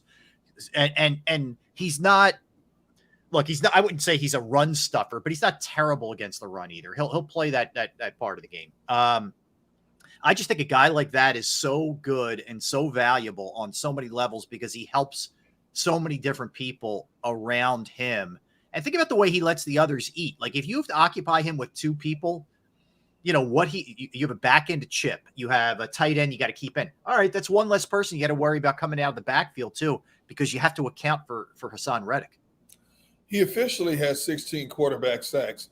If you go back and look at some of the game film, he could have very easily been in the low 20s. But because of the pressure he applied, forced quarterbacks to throw balls away, forced quarterbacks to serve up interceptions. I don't have the number on how many pressures he had, but the pressure number has to be up there with the quarterback sacks. Yeah. I wouldn't even be surprised if his pressure numbers are higher than the quarterback sacks, to be honest with you. But if he had got to the quarterback, he could have had 22, 23 sacks easily this year. Yeah. And what's it going to look like this year? Yeah, I know it's going to be a little bit different with Sean Desai, but boy, I just feel like he's in a zone where he's kind of figured things out, and the sky's the limit. I think he's still young. He's just going to keep getting better. I mean, he's 28 years old, Derek. He's not, it's not like he's an old player at this point. So he's just going to get better. All right. When you come in as a new defensive coordinator and new coaches, you want to put your own niche on your defensive scheme. As Desai and Matt Patricia and all these coaches watch the game film leading up to what's to come, the one thing they should not do is tamper with Hassan Reddick in any way, shape, or form. Let him do what he did in Arizona and Carolina and last year with the Eagles. Just let him come off the edge. Leave him alone. There's going to be adjustments made in terms of how they want players to hit certain gaps, what they want their D tackles and D ends to do in terms of freeing up the linebackers and maybe safeties or corners coming down in the box as well. Hassan Reddick is that one player in the defense. Don't touch him, because if you touch him, you could mess him up completely. Okay. Now, where do you go next? After Reddick, I went A.J. Brown. Okay. That's where I go to. I'm and number, what is he, number 5 or 6 for you? I have him at 5. He's 5 for me. Okay, I have Reddick at 6. I have A.J. Brown at number 6. Okay. You can't put a premium on a number 1 receiver in any offense. And no matter what opposing teams tried to do, they couldn't stop him. His slant route was lethal. Oh. You saw how many DBs gave him so much respect. We chastised Jonathan Gannon for having his DBs play 7-8 yards off receivers. Look at how many DBs played off of A.J. Brown, and all he did was stick his foot in the ground, cut in, go. You can't stop. That slant is unstoppable. If you find a lane, that slant's unstoppable. Obviously, they have an incredible chemistry that goes way back way back to long ago. Yeah, he those two parlayed were that buddies. to Yep. almost a 1,500 receiving yard season. I can't say enough about any quarterback needs that primary pass catching weapon. We thought it was going to be Devontae Smith, turned out to be A.J. Brown. Yeah, and his yards per catch are huge, and a lot of that is after contact. That just shows you how strong the guy is. Look, he's a big time receiver, man. He's one of those guys who's a receiver in what looks like a running back's body because he's just such a tank and he's so strong. After that, I went Bradbury. I went Bradbury just because I thought of he and Slay, he had a better year overall, and I expect the same thing this year. There's no question about it. Darius Slay played like a Pro Bowler the first half of the season, tapered off a little bit. James Bradbury was consistent the entire season. Okay. You look at his pass breakups, he only had 3 interceptions, but you can't equate his play to taking receivers out of a game by the number of balls he picked off. He was as solid as they come in the National Football League, not just for the Eagles, but in the National Football League. So James Bradbury checks in at my number 7 because A.J. Brown was number 6. Well, that's like you can't go wrong. I would go Devontae after that. That's who I went. Yeah, I just think he's getting better, and his ability to run routes, the toughness that he proved, which a lot of the doubters, because he's on the smaller side, he's wiry.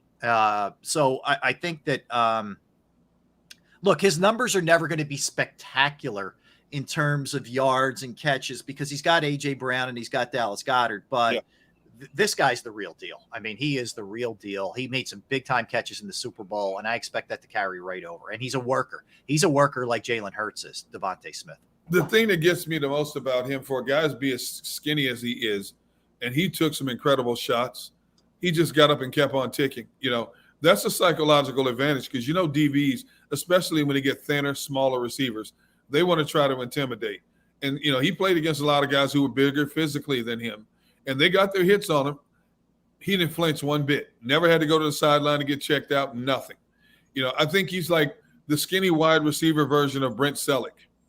You go back to the days of Brent Selleck when Selleck used to get hit like by a Mack truck, and he would get up, throw his hand up, first down, and keep on ticking. If I'm a guy who laid the lumber, I'm thinking, what else do I have to do to take this guy out of the game? Right. So you win the psychological advantage there. And that's what Devontae Smith does. Not only is he a great route runner, great hands, great burst, but he also wins the psychological advantage against guys trying to take him out of games. Yeah. Yep. Well said. All right. I after that, I go Josh Sweat. Double-digit sack man, who I think came into his own last year and sort of figured things out after a couple of years where he was either banged up or I think still getting there. He wasn't quite there yet into the peak of what he's able to do. But I expect big things from him this year, Derek. I mean, I thought last year was a great growth step for him. I agree with you, but my number 9 was Nakobe Dean. Okay. Because I need to see if he can handle the responsibilities of controlling, of driving the vehicle of the defense, setting the people in front of him, making the calls, making sure everybody's in the right position. It's a big job responsibility for him. But obviously the Eagles feel he's capable of doing it because they let TJ Edwards go, So I think this is a huge year for Nakobe Dean in terms of development and proving that the Eagles made a steal by getting him in the 3rd round. Yeah, look, I mean, it's there. It's all there for him now. You had the year to learn. You had the year to kind of see what those guys did, get it under your belt. And now I think he's got a nice combination of having a year under his belt, but he still has that chip on his shoulder from going in the 3rd round where everybody doubted him from a size standpoint. So, yeah, it's going to be a big year for him. I throw Dallas Goedert out there. It's a shame. He's been a little bit banged up the last few years, which has cut into some of his productivity. But when this guy's right, he's such a dual threat. He's an unbelievable blocker. No question. He doesn't get enough credit for, and he can catch the ball, man. He catches the ball down the field too. He's athletic. He had some great catches in the Super Bowl along the sideline. No question about it. Yeah. He didn't make my list. My number 10 was Josh Sweat because of a lot of the reasons you gave. It's good enough for a lot of defense to have one premier pass rusher. Eagles had 2 edge rushers, and I think Josh is really coming to his own. And when you have dual threat edge rushers like that, most times an offensive line will slide to the dominant pass rusher to try to get better coverage on him. You can't do that with this front because you don't know which one's coming. And Josh Sweat has proven that he's worth every dollar that the Eagles gave him when they redid his contract. So I put Josh Sweat as my number 10 because of the way he emerged last year. Okay. And I'm up to 10. I'm going to throw Brandon Graham in there, give him some love because, to do what he did last year. And I think they found the right niche for him in terms of, snaps per game and that kind of thing that allows him to stay fresh in the game. And it allows him to stay fresh for the end of the season. You remember in years past, Derek, he'd be right on the cusp at like 9 or 9.5. Yep. And he couldn't quite, and I'm not going to say hit the wall, but maybe he did a little bit. I think having, the rotations that they use keeps him fresh and will allow him late in the season to still be that guy and make that impact. Absolutely. Yeah. No question about it. And he's fine with playing lesser snaps. Yep. He's fine with that. He's still getting his money. And I do believe he was a lot fresher at the end of the season because he played lesser snaps than he ever did in his career, except maybe when he was a rookie. Yeah. And he's looking forward to that kind of role again this year. Yeah. His best stat total was 9.5. We kept saying he's going to get these. And he didn't get, it was like the last 3 games, he didn't get a sack that 1 year. And so he finally surpassed that. And he's just having fun playing football now. And if they keep playing him like 35, 40% of the snaps, that's right where Brandon Graham needs to be in terms of being effective from start to finish. Yeah, it was interesting. Like we talked to him a couple of weeks ago, but when we talked to him prior to the 22 season, and it struck me because he said, yeah, I'm good. I'm good if I get my snaps are going to be down. Yep. I'm on board. Yep. I was like, okay, wasn't going to be a problem for him. And that kind of told you, it also shows you what kind of team player he is and leader he is. But I think he knows his body too. He knows he's not 22 anymore. And it's worked out for everybody. He doesn't care about snaps. He cares about winning. It's all he wants to do is win.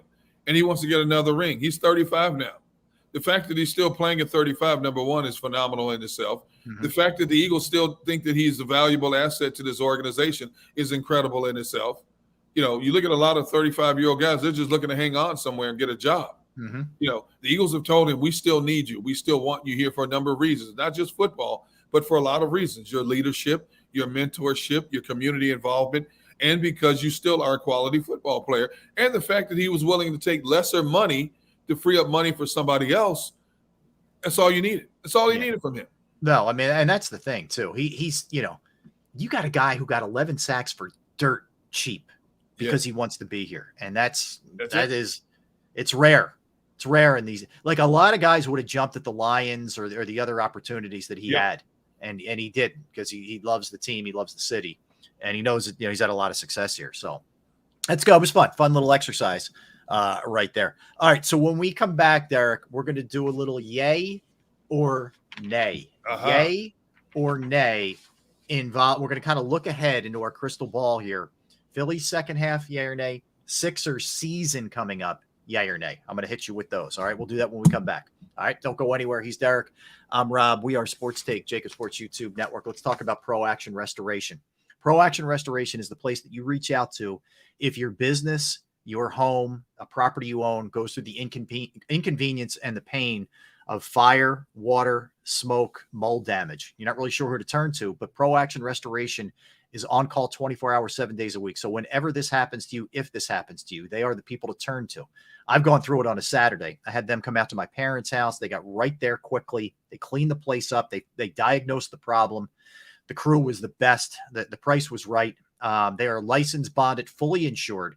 Pro Action Restoration has been serving the tri-state area for more than 2 decades, and they will work in conjunction with your insurance company. So again, water, fire, smoke damage, mold remediation, you name it, they can handle it. Give them a call, 610-623-3760, 610-623-3760. You can also reach out online, proactionrestoration.com. That's proactionrestoration.com. Do you stream on a Roku, Fire Stick, Google TV, or Apple TV? Now you can watch 6ABC 24/7 with the 6ABC Philadelphia streaming app. And the big story on Action News? Search 6ABC Philadelphia and start streaming today. Go to get your game on. Go for the beers. Go for the cheers. Go for the hit and the hits. Go for the stakes and the stakes. Go to get your parlay on. Go to get your party on. Go for the scene. Go for the screens. Go for the gallery. Go for the win. Go to Ocean. Visit theoceanac.com to plan your visit. The greatest fans on earth.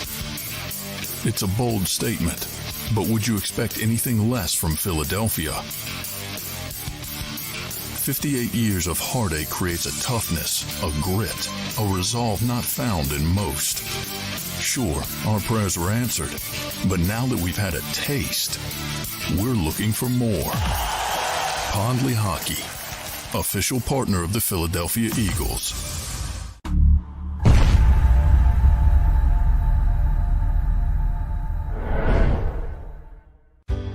Go passionately. Go fearlessly. Go confidently. Go Birds! Go confidently towards your goals with First Trust, Philly's hometown bank for nearly 90 years, and the official bank of the Philadelphia Eagles. We're focused on getting you over the goal line. So go with conviction, go with trust, Go Birds! and go forward with us by your side. First Trust Bank, the official bank of Philadelphia Dreams. Oh, and go Birds. All right, did you know I was the mommy slam dunk champion? Really? Yes, really don't sound so surprised. Let's see it. Oh, you're ready. All right, here we go. Let's hear the crowd. So go to right, I go to left, fake 'em out. Mama go up, up, up. She did it. Again? You can't avoid gravity, but United Healthcare can help you avoid financial surprises by helping you compare costs and doctor quality ratings. United Healthcare. Uh-huh.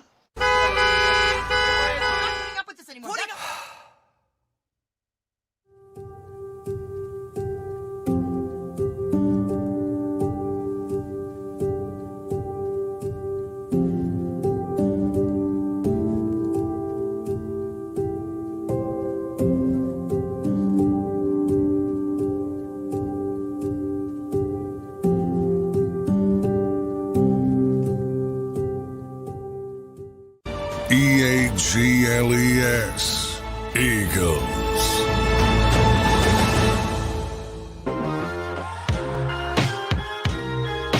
Back, Derek at the beach. I am Rob in Pennsylvania. We are Sports Take, JAKIB Sports YouTube Network. Great to be hanging out with you on this Friday Eve, Derek. So a couple things. Let's start with this. Phillies pick it back up tomorrow against the Padres. Interesting series. You know, both teams, certainly the Phillies turned it on a lot more, but San Diego, you know, they underachieved in the first half. There's no doubt about that. So they're going to come in, you know, raring to go, I would assume. And a rematch of the NLCS. So it should be a lot of fun to watch those teams go at it. I want to hit you with some yay or nay, looking ahead to the second half of the season in regards to the Phillies. Basically predictions. You tell me, you know, where you fall on this, and I'll chime in as well. All right, let's start with this one. Will they make the playoffs, Derek, in your estimation? Yay or nay? I think they will. I think when you look at the teams they're up against, those teams are too inconsistent. They don't have the overall personnel the Phillies do. We've seen that when the Phillies are on point, as they were in June, when the pitching's together, when the timely hitting's together, they're better than anybody they're competing against for a wild card spot.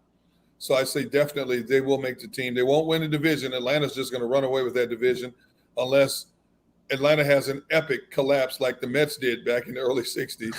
I don't see that happening with this Atlanta team. So, yeah, the Phillies definitely will make it as a wild card. Yeah, I agree. I think they are a playoff team. I think they could actually finish as high as the first wild card. I think they're that good. You know, in large part because I believe what they have. I think they had the experience last year of knowing what it takes down the stretch, knowing what it takes in the postseason. I think that kind of experience will help them in this kind of setting when they have to have some urgency for sure. So I think they're going to play well, which will lead us into a couple of these other ones. So yay or nay, Trey Turner will turn it around in the second half.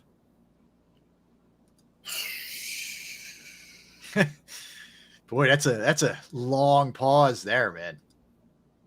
I'm leaning towards nay. I think he's thinking too much, both at the plate and in the field, and I think is affecting his overall game. The fact that he has 11 errors already at the halfway point of a season is alarming and a little bit concerning. The fact that he's hitting in the 240s right now, when he's such a prolific hitter, I think he's thinking too much at the plate. again, I put him in the same category as Bryce Harper in terms of they're going after pitches they normally wouldn't go after, swinging the pitches out of the strike zone, pitches low in the strike zone, inside pitches they normally would lay off of. And I don't know. I know good hitters go through these spells, but eventually they come out of it. I look at the second half of the schedule. It is a favorable schedule, especially through the month of August for the Phillies. But with Trey Turner, I just don't see it. I think he's going to be that streaky hitter for the rest of the season. Yeah, so for me, the way I would categorize him is, I don't think you're going to see a 300 hitter, but I think you're going to see, like, I don't think he's going to finish the season at 300, but I think he can finish the season around 270. And if that's what it is, that's a pretty good improvement from the first half of the year. So I think he'll hit. I think he's going to give you a little bit more pop. And the other thing is, Derek, he hasn't played a good shortstop. He's been less than average. No. I think you'll see the fielding get better. I don't know how to explain that. I just, maybe he's carrying some of his, hitting woes into the field. I don't know, but he'll improve there. He's been too good his entire career to look like this. He hasn't even looked mediocre. He's looked bad, frankly. So I think he'll be good in the second half. Not great. Good, not great, which is a big improvement from pretty bad. So are you in the yay or nay category? Yay. He'll turn it around. You're in the yay. Okay. Yeah, I think he's too good not to. Okay. I also, like, I know we automatically do Castellanos struggled. That means Trey Turner. I don't think one necessarily translates. No, it doesn't. No. All right. Will Aaron Nola get it together? Nay. Okay. That's a big nay. Mm-hmm. This is too far into the season. Aaron Nola has two things that have been too consistent for him. Number one, he always has that one inning. Not always. The majority of the time, he has that one inning where it all unravels for him. His breaking pitches all of a sudden start flattening out. His fastball's not hitting the corners, and teams start catching up to him. And number two, he's too inconsistent. He'll follow up a good outing with a bad outing. He pitched a stellar outing prior to his last outing. His last outing, he gives up 3 home runs. That's the Aaron Nola we've seen all season long, and I think that's the Aaron Nola we will continue to see, unfortunately, because I think he's a much better pitcher. His past numbers in his career have shown that he's capable of being a much better pitcher, but for some reason it's just not. And I've covered pitchers like this who are dominant pitchers who just go through one of those seasons where no matter what you do, it just doesn't work on a consistent basis. I think he falls in that category. Yeah, because I don't think he knows what's going on. Like, I don't think he has a grasp on this thing. Like, he hasn't been terrible. It's just been inconsistent and all over the place. And I don't know if it's the contract thing. He doesn't strike me as that kind of guy, but you never know what's going on, with somebody inside. But it's that. And I just think sometimes when you're not a guy with great velocity, you better be hitting your spots, and your balls better have great movement on them. And, with him, he just can't seem to figure that part of it out. So I'm afraid that you're right. I think it's going to be, I'm going to say nay, because I think it's going to be this kind of like up and down road the rest of the year with him. I just think that's going to be the case. I think go back to the 70s and the 80s and even the early 90s, Rob, when a guy who threw 94, 95, we considered flamethrowers. And now it's just an okay fastball. You got so many guys now throwing 98, 99, 101. Well, I mean, Phillies have 3 guys that throw that exceed 100 on a radar gun. Yeah. I just look at how far these athletes have come in terms of velocity, strength, and speed in pitching. And you're right, for a guy like Aaron Nola, if he does not have if his breaking pitches are not popping to set up that sneaky fastball of his, that's when he gets in trouble. All right, last one, Phillies, and then I want to jump to Sixers. Will the Phillies make an impactful trade? Whether that's an outfielder, whether that's a starter, whether that's a bullpen arm, someone who will come in here and make an impact, not just, they did a little something, but no, this will be something that you say, wow, heck of a move. I'm going to lean towards the nay. In order to get an impact player, what do you got to give up? You got to give some kind of impact up. The Phillies are not giving up any of their prime players right now. The only player they might consider giving up is a Derek Hall, somebody like that. They don't have much in their minor league system. They're not giving up Andrew Painter, that's for sure. That kid is the future of their pitching staff. They're not giving him up. They don't have much to bargain with. You know, they have a great roster, but they need their current roster to get them to where they want to go. Mm-hmm. So with that said, I'm going to say nay. Okay. All right. I'm going yay in this sense. Like, I think you can get somebody maybe like Adam Duvall who can come in here, play a much better left field, hit some home runs for you, where you're not giving up crazy, prospects. I think you can pull that off and have a guy who still makes an impact. So I think you can do it. So I'm going to say yay. Dave Dombrowski's track record is one of aggression. He's always been aggressive in all his other stops. And I feel like with John Middleton's blessing, because they're already over the luxury tax and getting to a World Series Game 6 last year, they'll go out and do something that I think will make an impact. So I'm going to say yay. What are you dangling as trade bait? It's going to probably be one of those like Griff McGarry, Mick Abel, the kid Rojas, who looks like a center field prospect. I'm just throwing some names out there. Maybe some of those kind of guys. I think to get a player like that, you're going to have to give up more than one player. That's for sure. Well, can you afford to do that when your minor league system's already depleted as it is? Yeah, and pitching has always been an issue with this team, developing pitching. It's going to be interesting to see what happens there. All right, let's go Sixers. And again, we're kind of looking ahead here, yay or nay. First off, will James Harden get traded? Will he start the season with the Sixers? At this stage, I'm going to have to say nay. Doesn't look like it. I don't think they have a trade partner out there. I think the Sixers priced James Harden out of the market.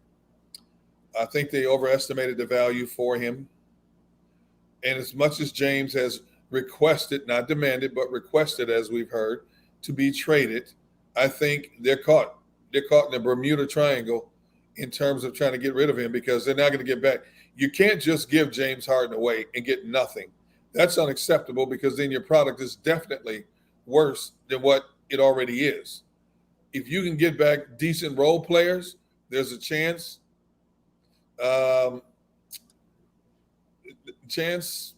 You make a move for them, but then you have to concern yourself with who's your starting five.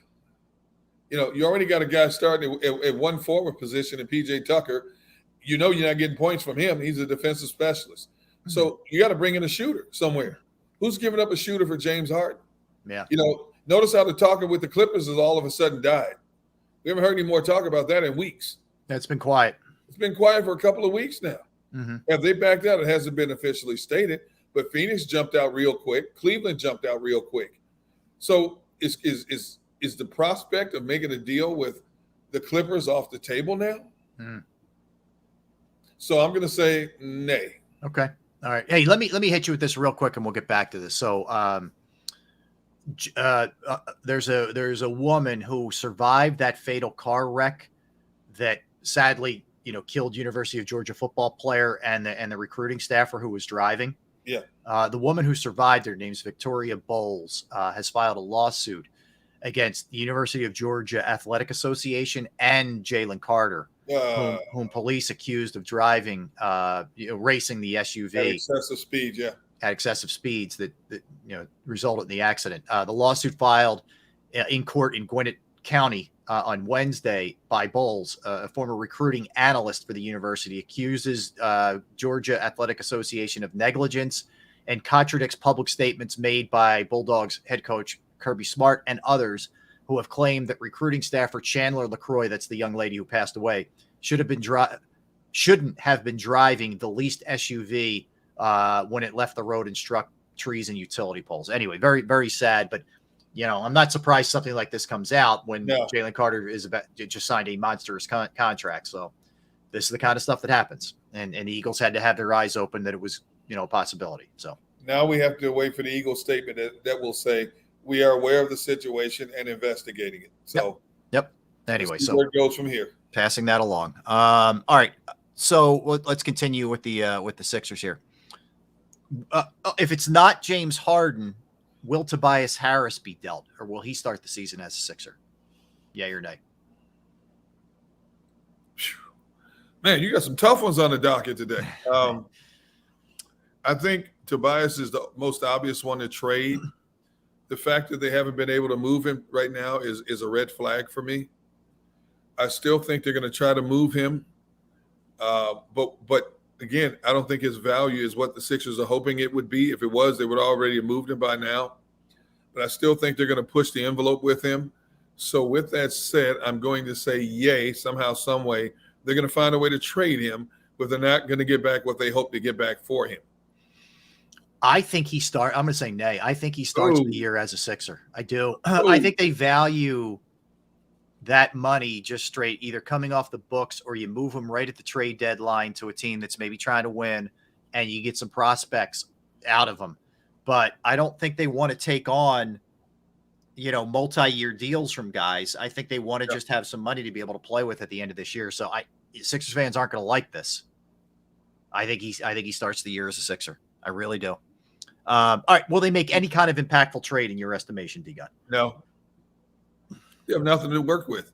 Mm-hmm. They can't deal Harden, haven't dealt Tobias. They're not giving up Maxey or Embiid, obviously. Although I would dangle Embiid out there to see what I could get back for him. Not to say trade him, but just to see if somebody would bite. I don't think they'll make it. I think they'll make a role player move of some kind. But in terms of an impactful player, like a Damian Lillard, somebody like that, no. I mean, Lillard's already said he only wants to play in one place, Miami. If he's not in Portland, he wants to play in Miami. Yep. You want him and James Harden on the same team, two disgruntled players on the same team surrounding your franchise player who just won the MVP award? No. No. This is just – that's bad mojo, man. This whole thing. Bad mojo. This whole thing sets up bad. It just sets up bad, man. Ugh. All right. Lastly, will they get out of the second round? Heck no. No. Absolutely, emphatically no. And even with Miami being as depleted as they are, with the losses they've had in free agency, you still have to deal with Boston, Milwaukee, Cleveland, and the Knicks. And I don't believe they can get past the second round. If they met any one of those teams in the second round, I don't know if they could beat right now. I don't know if they could beat the Knicks or Cleveland in the second round. Yeah, that's the thing. It's not just the teams that the usual suspects that you're chasing. It's the other teams coming up. The Knicks had a darn good year, and Cleveland did too. I think and both of them got a taste of the playoffs last year, which I think will help them a lot this year. But yeah, the other thing is too, Milwaukee with a coaching change, they're going to be ticked off. Giannis is going to be just on fire. Yeah, Miami may end up getting Lillard without trading Butler or Bam. I mean, think about how good they're going to be. See, the key for Milwaukee was, would they be able to re-sign? They had a multitude of free agents. They lost a couple of role players. They can replace those. Yeah. The key was, would they be able to sign their two frontline players, Brooks Lopez and Chris Middleton? They re-signed both of them. That was it. That's all they needed. So Milwaukee is going to be right back up there again. Boston made that interesting move for the big man in the middle. If he can stay healthy, I think that makes Boston a better team, even though they've lost Marcus Smart. So with that said, who are the Sixers going to beat? And the other thing is, it's like, what have you added? What have you added to this team? Nothing. No. You've added very little. You lost Jalen McDaniels. You lost Niang. You lost some other guys. And I'm not telling you any of those players are great players, but you've added Mo Bamba and brought back Montrezl Harrell, to just throw with the rest of the slop other than DeAnthony Melton on that bench. Here's what the Sixers will be. They will be an entertaining team that will win 47, 50 games. They will get you to the playoffs. And during the regular season, they will beat a couple of the heavyweights sporadically along the way. They'll win the first round, and then they'll get to the second round, and Sixers fans will be screaming murder again because they've bowed out for the fourth year in a row in the second round of the playoffs. Now, the good news on the other side is they come out from that dark cloud of the cap restraints that they have, and then next year they can build this team a little differently, the way Nick Nurse wants it to be built. So I would say enjoy the ride. As frustrating as it will be, enjoy the ride for this season and maybe get more excited about next year off season. And I really believe like that's going to be the Sixers rationale or MO here. It's going to be, hey, we got a new coach, man. He's going to be able to get more out of these guys, than what we previously had. That's how I don't know what else would you say? Like, what else can you say? Because you're running the same team back that hasn't been able to get out of the second round. Like, how do you justify it any other way other than it's a new coach? I would like to be a fly on the wall sitting behind closed doors with, Morey and Elton Brand and these guys trying to figure out what kind of spin they're going to put on this year in terms of what they couldn't do, what they tried to do. I can't wait to hear how they're going to try to spin this one, because it's their fault. But when you look at what they have at their disposal, it's kind of not their fault also, because they have no trade partners. They have nowhere to go. Yeah. I mean, they put the pieces out there. They put Harden out there. We heard the reports. Phoenix said thanks, but no thanks. Cleveland said thanks, but no thanks. They looked at the prospects of Tobias Harris. Tobias Harris is still on his roster. He's not as desired a commodity as maybe the Sixers thought he would be. What are you going to do? Yeah. You're stuck with what you have. Yeah. You're not just going to let both these guys walk, because then you're talking about being at the bottom of the barrel in the Eastern Conference. At least you can win a decent volume of games with these guys. And how locked in is ultimately – sorry, I was adjusting my headset there. How locked in ultimately is Harden going to be? I mean, look, I know in some sense people look at it and they say, well, he's in a free agent season, so he's going to have to go out there and play well. I don't know. I mean, I think he's at a point where it's like everybody knows what he is, who he is. I don't think it matters. So he's just looking at it like, I'm stuck here on 1 year and I'm going to be out of here after this year. And I don't know what kind of effort you're going to get out of the guy. I think Tone, our producer, just said it perfectly in our private chat. He said this will be a season of spin for the Sixers. Yeah. And I agree. It's going to be a lot of spinning this, spinning that. Now, with that said, there's a possibility they could make a move by the trade deadline if a team identifies they need a shooter. James Harden's available. If they need a two-way player, Tobias Harris is available. Yep. I think a possible trade deadline move is more feasible than one right now. Yeah, I think so too. And I think they view it as, look, we don't have a gun to our head. If we can't get what we want now, we can always make a move in season. Right? What? Jim G said, if Harden is on the team, he'll have 15 pulled hamstrings. Would that shock anybody? We know what happens with James when he's done, when he's ready to check out. It's not good. And I can tell you that. No. It is not good at all. So it's it's going to be fascinating to see what they end up doing. All right. So when we come back, we'll talk some NFL. The Jets have just signed one of their own to a massive deal. So we'll catch you up on a lot of Jets in our NFL segment, including Breece Hall, talking about the Jets offense, including them in Hard Knocks. And we'll pose the question regarding Hard Knocks. We know it's going to be the Jets. If you had your druthers of any team in the NFL, who would you like to see in Hard Knocks? You got to take the Eagles out of it, but who would you like to see be in Hard Knocks? We'll ask that. We'll get a little bit into who the favorite is to have the worst record in football. And our greatest series continues today, Derek, with the Cincinnati Bengals. So we dive into the Bengals, some running backs still unsigned. We'll go back into the Saquon thing, which is still, far from resolved. And it seems like it's getting a little more bitter and ugly as time goes on. So we'll get into all those kind of things when we come back. All right. Don't go anywhere. That's Derek. I'm Rob. We're Sports Take, JAKIB Sports YouTube Network. Let's talk about Flynn Tree Services. Yes. Flynn Tree Services is an experienced, licensed, and insured Pennsylvania tree services company that will trim or remove any unwanted trees off of your property. They're just a quick phone call away, and they are experts at trimming all types of trees, and they serve southeastern Pennsylvania, South Jersey, and northern Delaware. Flynn Tree Services specializes in tree removal, stump grinding, as well as tree pruning. Now, keep in mind, this time of year, it can start to get nasty, so you get a good day, get your trees evaluated, so you can see exactly what you have there and what the price could be to get some of them taken down before they fall on your house or power lines or anything like that. You can go to their Facebook or Instagram page for more information or a sampling of their work. Give Flynn Tree Services a call at 610-850-2848, 610-850-2848, or online at flynntreeservices.com. That's flynntreeservices.com.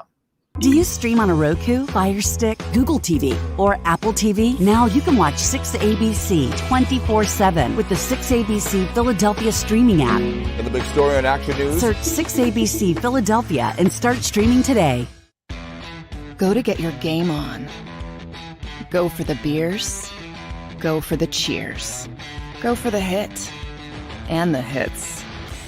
Go for the stakes and the stakes. Go to get your parlay on. Go to get your party on. Go for the scene. Go for the screens. Go for the gallery. Go for the win. Go to Ocean. Visit theoceanac.com to plan your visit. The greatest fans on earth. It's a bold statement, but would you expect anything less from Philadelphia?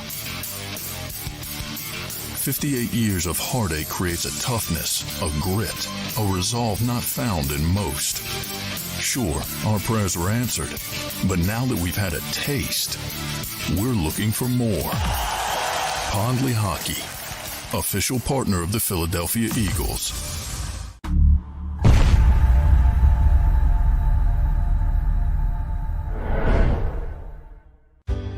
Go passionately. Go fearlessly. Go confidently. Go Birds! Go confidently towards your goals with First Trust, Philly's hometown bank for nearly 90 years, and the official bank of the Philadelphia Eagles. We're focused on getting you over the goal line. So go with conviction. Go with trust. Go Birds! And go forward with us by your side. First Trust Bank, the official bank of Philadelphia dreams. Oh, and go Birds. All right, did you know I was the mommy slam dunk champion? Really? Yes, really don't sound so surprised. Let's see it. Oh, you're ready. All right, here we go. Let's hear the crowd. So go to right, I go to left, fake 'em out. Mama, go up, mama! She did it. Again? You can't avoid gravity, but United Healthcare can help you avoid financial surprises by helping you compare costs and doctor quality ratings. United Healthcare. Uh-huh.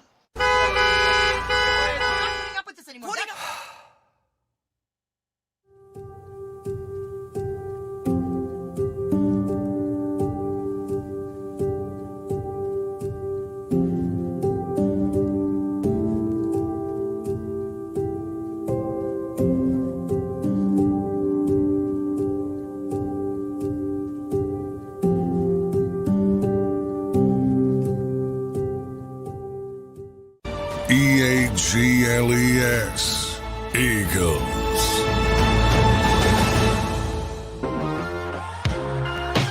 Back. What's up, everybody? Hour number 3 of Sports Take, JAKIB Sports YouTube Network. He's D Gunn. Hey, I am Rob Ellis. You okay? the Wi-Fi is holding up. All right, so far so good. 57 minutes to go, baby. That's it. All right. So the Jets, the Jets have re-signed or extended Quentin Williams to a 4-year, $96 million deal, 66 of which is guaranteed. It's the second biggest contract in NFL history. So my man got paid. He got paid in a large way. 4 years, $96 million, locking him up through the 2027 season. And, you know, a lot of people's reaction to this is, wow, what's Chris Jones going to get if he just got that? Because it's going to be more than that. That's for sure. Tone just said the beach Wi-Fi is better than my home Wi-Fi. Come on, man. And Thomas Berg just said, you just jinxed yourself, D-Gun. You're right, maybe. But to answer your question, if I'm a running back in today's NFL, I'm thinking, the time out here. Quarterbacks getting paid. Tackles are getting paid. Yep. Edge rushers are getting paid. Mm-hmm. D tackles are getting paid. And cornerbacks are getting paid. How did we become the last hurrah when our bodies are beat up more so than anybody else? How's it? Running backs are kind of like the forgotten child. They're like the lost child of the NFL. Yep. But the money D tackles and the edge rushers are getting nowadays is ridiculous. And I can't wait to see what numbers look like, let's say 3 to 4 years from now, as that salary cap continues to increase when that new TV money kicks in. Can you imagine some of the numbers we're going to be talking about for quarterbacks, wide receivers, edge rushers, premier tackles in a game? Can you imagine that? Yeah, I know. But you're right. Chris Jones, what's Chris Jones worth? He's got to be drooling. Like, he and his agent have to be doing backflips. Like, great, awesome. I'm better than this guy. I've won a Super Bowl. I've led my team to a Super Bowl. Hey, Andy. Hey, Brett Veach. Cha-ching, baby.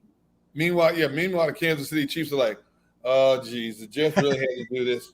Yes. It's the same scenario when Arizona made the mistake and gave Kyler Murray that contract. Correct. And when teams like the Eagles, the Ravens, they all have to say, "Oh man, what are we going to have to do now in terms of giving our quarterback that kind of money?" Well, sure enough, look, Jalen Hurts was the highest paid player in the NFL for how many weeks before Lamar Jackson got his and made himself the highest paid player in the league. And then before Joe Burrow gets his, right? I mean, it's just the way it works. And Justin Herbert. And Justin and Herbert. so on and so forth. Yeah, well, and that's well, I'll tell you the one that really, and it still to this day ticks them off, was the Deshaun Watson one with all the guaranteed money. That's the one that really angered a lot of front offices. Yeah, that's the one.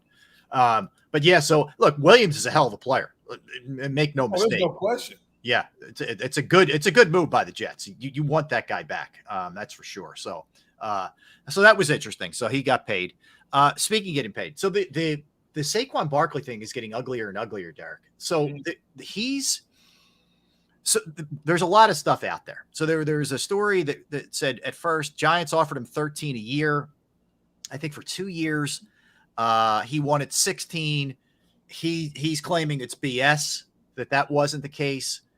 But what we're really hearing here is, and Pat Leonard, who we've had on the show, who does a really good job covering the Giants for the New York Daily News, has said that, Saquon's a very loyal guy, and he doesn't take kindly to the stuff that's being leaked out on the Giants side of this, detailing, numbers and whatnot, because Saquon has kept it in-house. He and his, agent and whatnot have kept it in-house. And Pat's theory is, look, they might get something done, or he might take the tag and then look to just be done with them because he's not happy with the way this has been handled. So, there's potential for ugliness here with this thing.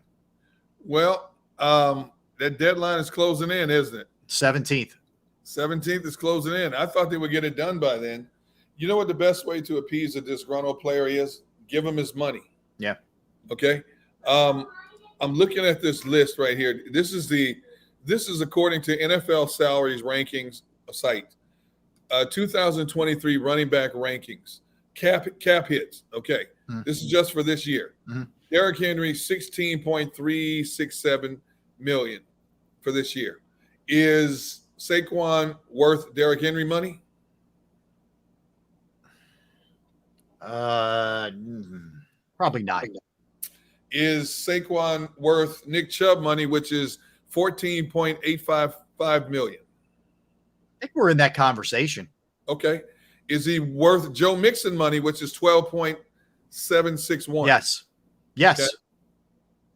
Right now, Saquon is at number 4 at 10,091,000. Matter of fact, he's even with Josh Jacobs. And both are not happy about being franchise tag right now. So I would say Saquon should be right in between Derrick Henry and Nick Chubb in terms of money. What if you gave him 3 years, $45 million?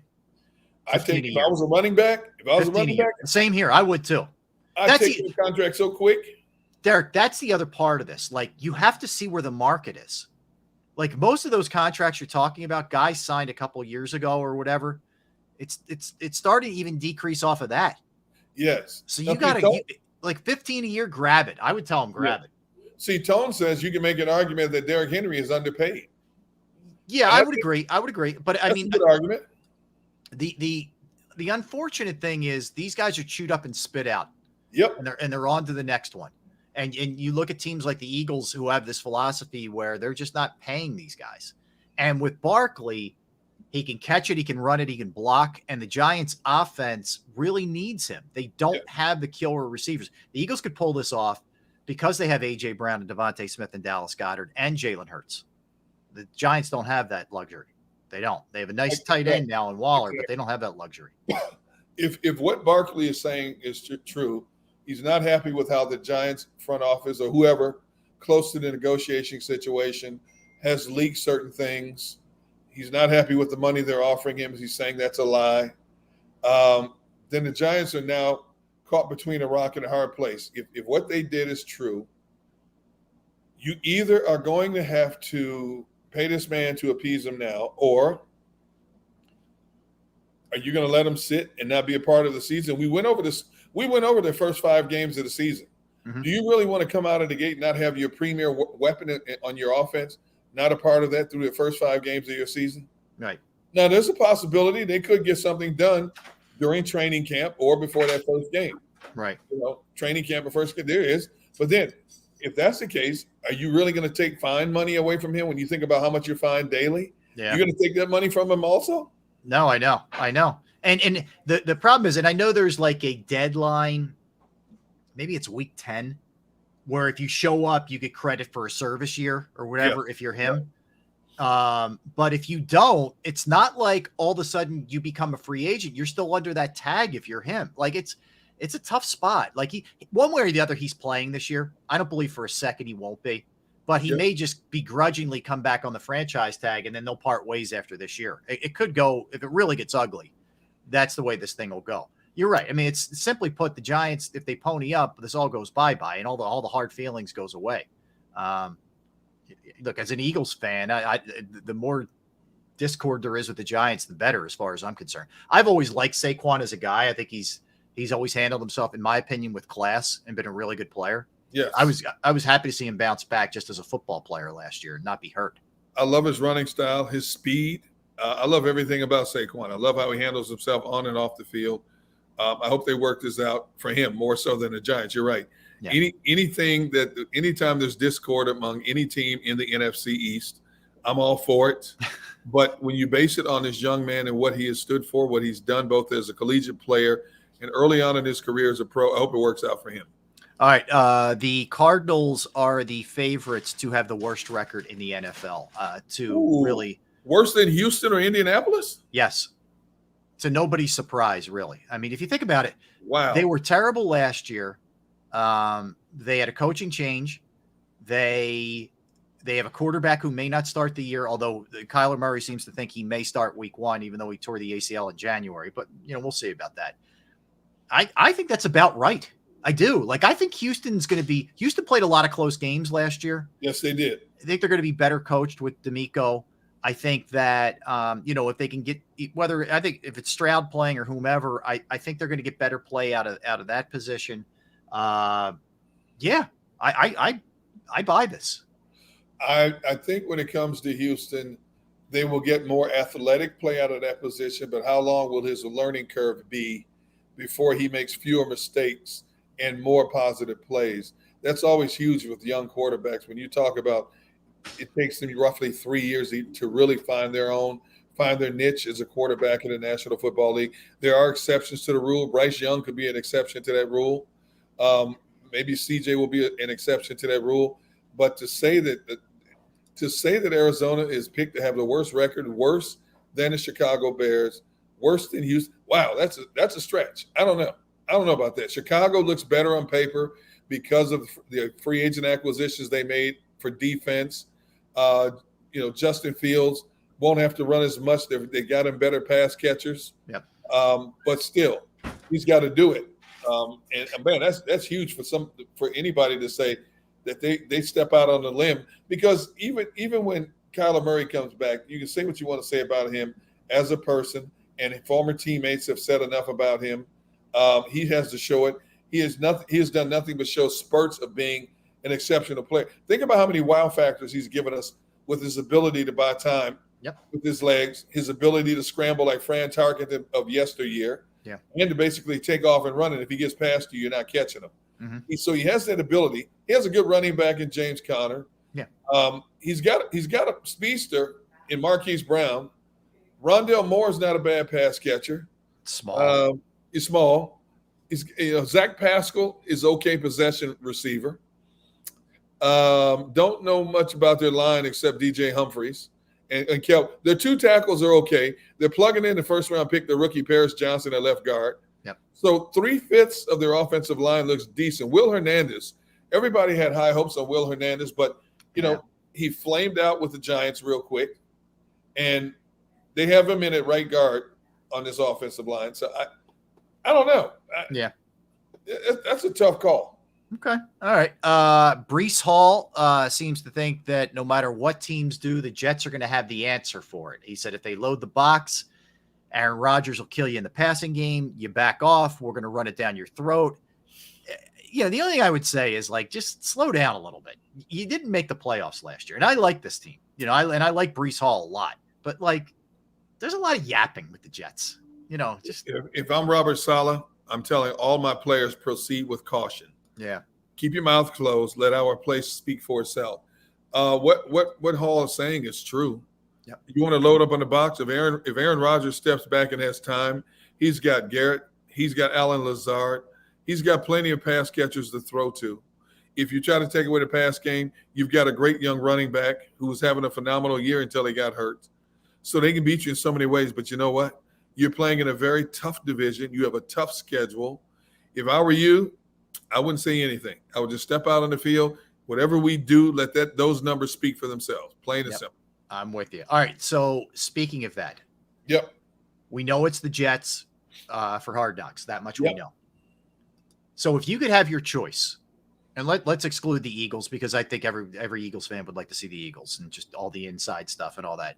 But if you take the Eagles out of it, who's the team that you'd like to see on Hard Knocks, Derek? If you had your choice of any of the teams in the NFL, my answer might surprise you. I will say Houston. And that does surprise me. Okay. And here's why. I've known DeMeco Ryans a long time.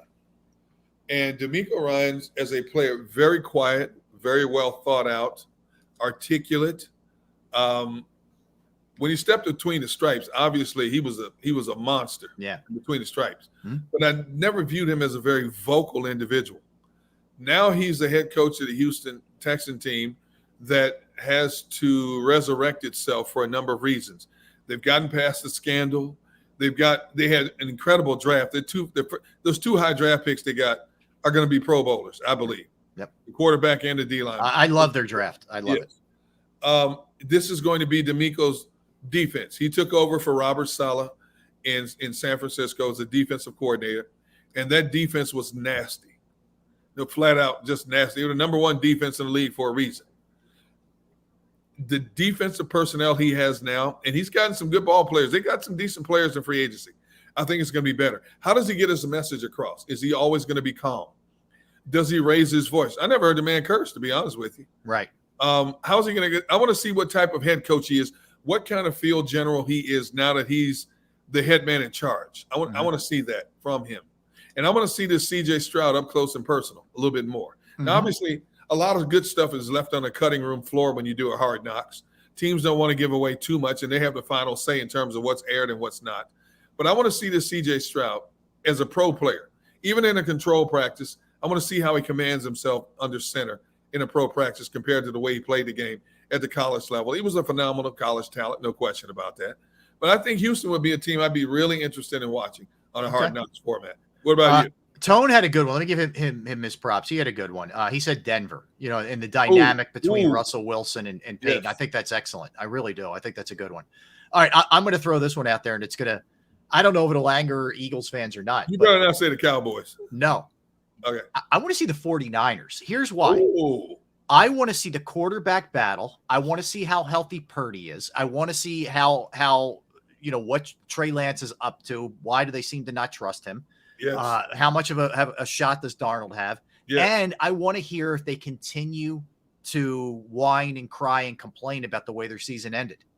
I want to see all those kind of things like that. That's why I would like to see them. Debo, who's done some yapping himself and then can't handle getting asked Eagles questions, like all of that kind of stuff. That's what I want to see. I want to see what they're really up to and what's going on there. I want to see the defensive personnel. They talk a lot, man, and rightfully so because they can back it up. I like to hear some of the away from the snaps chatter between the defensive players, what they're talking about. I don't care what they're talking about. I just want to hear how much swagger this defense has, because that defense was lights out last year for them. Now, will it be the same? No, they have a new coordinator. Who is it? Steve Wilks is their coordinator now. Yes. And Wilks is a good defensive coach. I mean, when you think about this, if Wilks turns out to be what people expect him to be, in consecutive years, the 49ers will have 3 incredible coordinators. That's hard to find. Mm-hmm. They have 3 incredible coordinators back to back to back like that. I would just like to hear some of the swag talk of the 49ers defensive players on the field. They have some colorful characters. Debo on the offensive side is a colorful character, no question about that. I would just like to hear some of the jaw jacking they do on the field. Yeah, he was. I also want to see a little bit of what, a Hargrave sort of fitting in there and that kind of stuff. I'd be interested in that as well, from a Hard Knocks standpoint. But yeah, I think all good answers. All good answers. Absolutely. All right, let's hop over to our greatest. Oh, by the way, let me just throw this out there before we get to the greatest. So you still have Dalvin Cook, you have Ezekiel Elliott, you have Leonard Fournette. I'm sure I'm missing a couple of guys. Who am I missing? Let's see here. You're just talking about running backs? Running backs that are still available. Okay. Let's see here.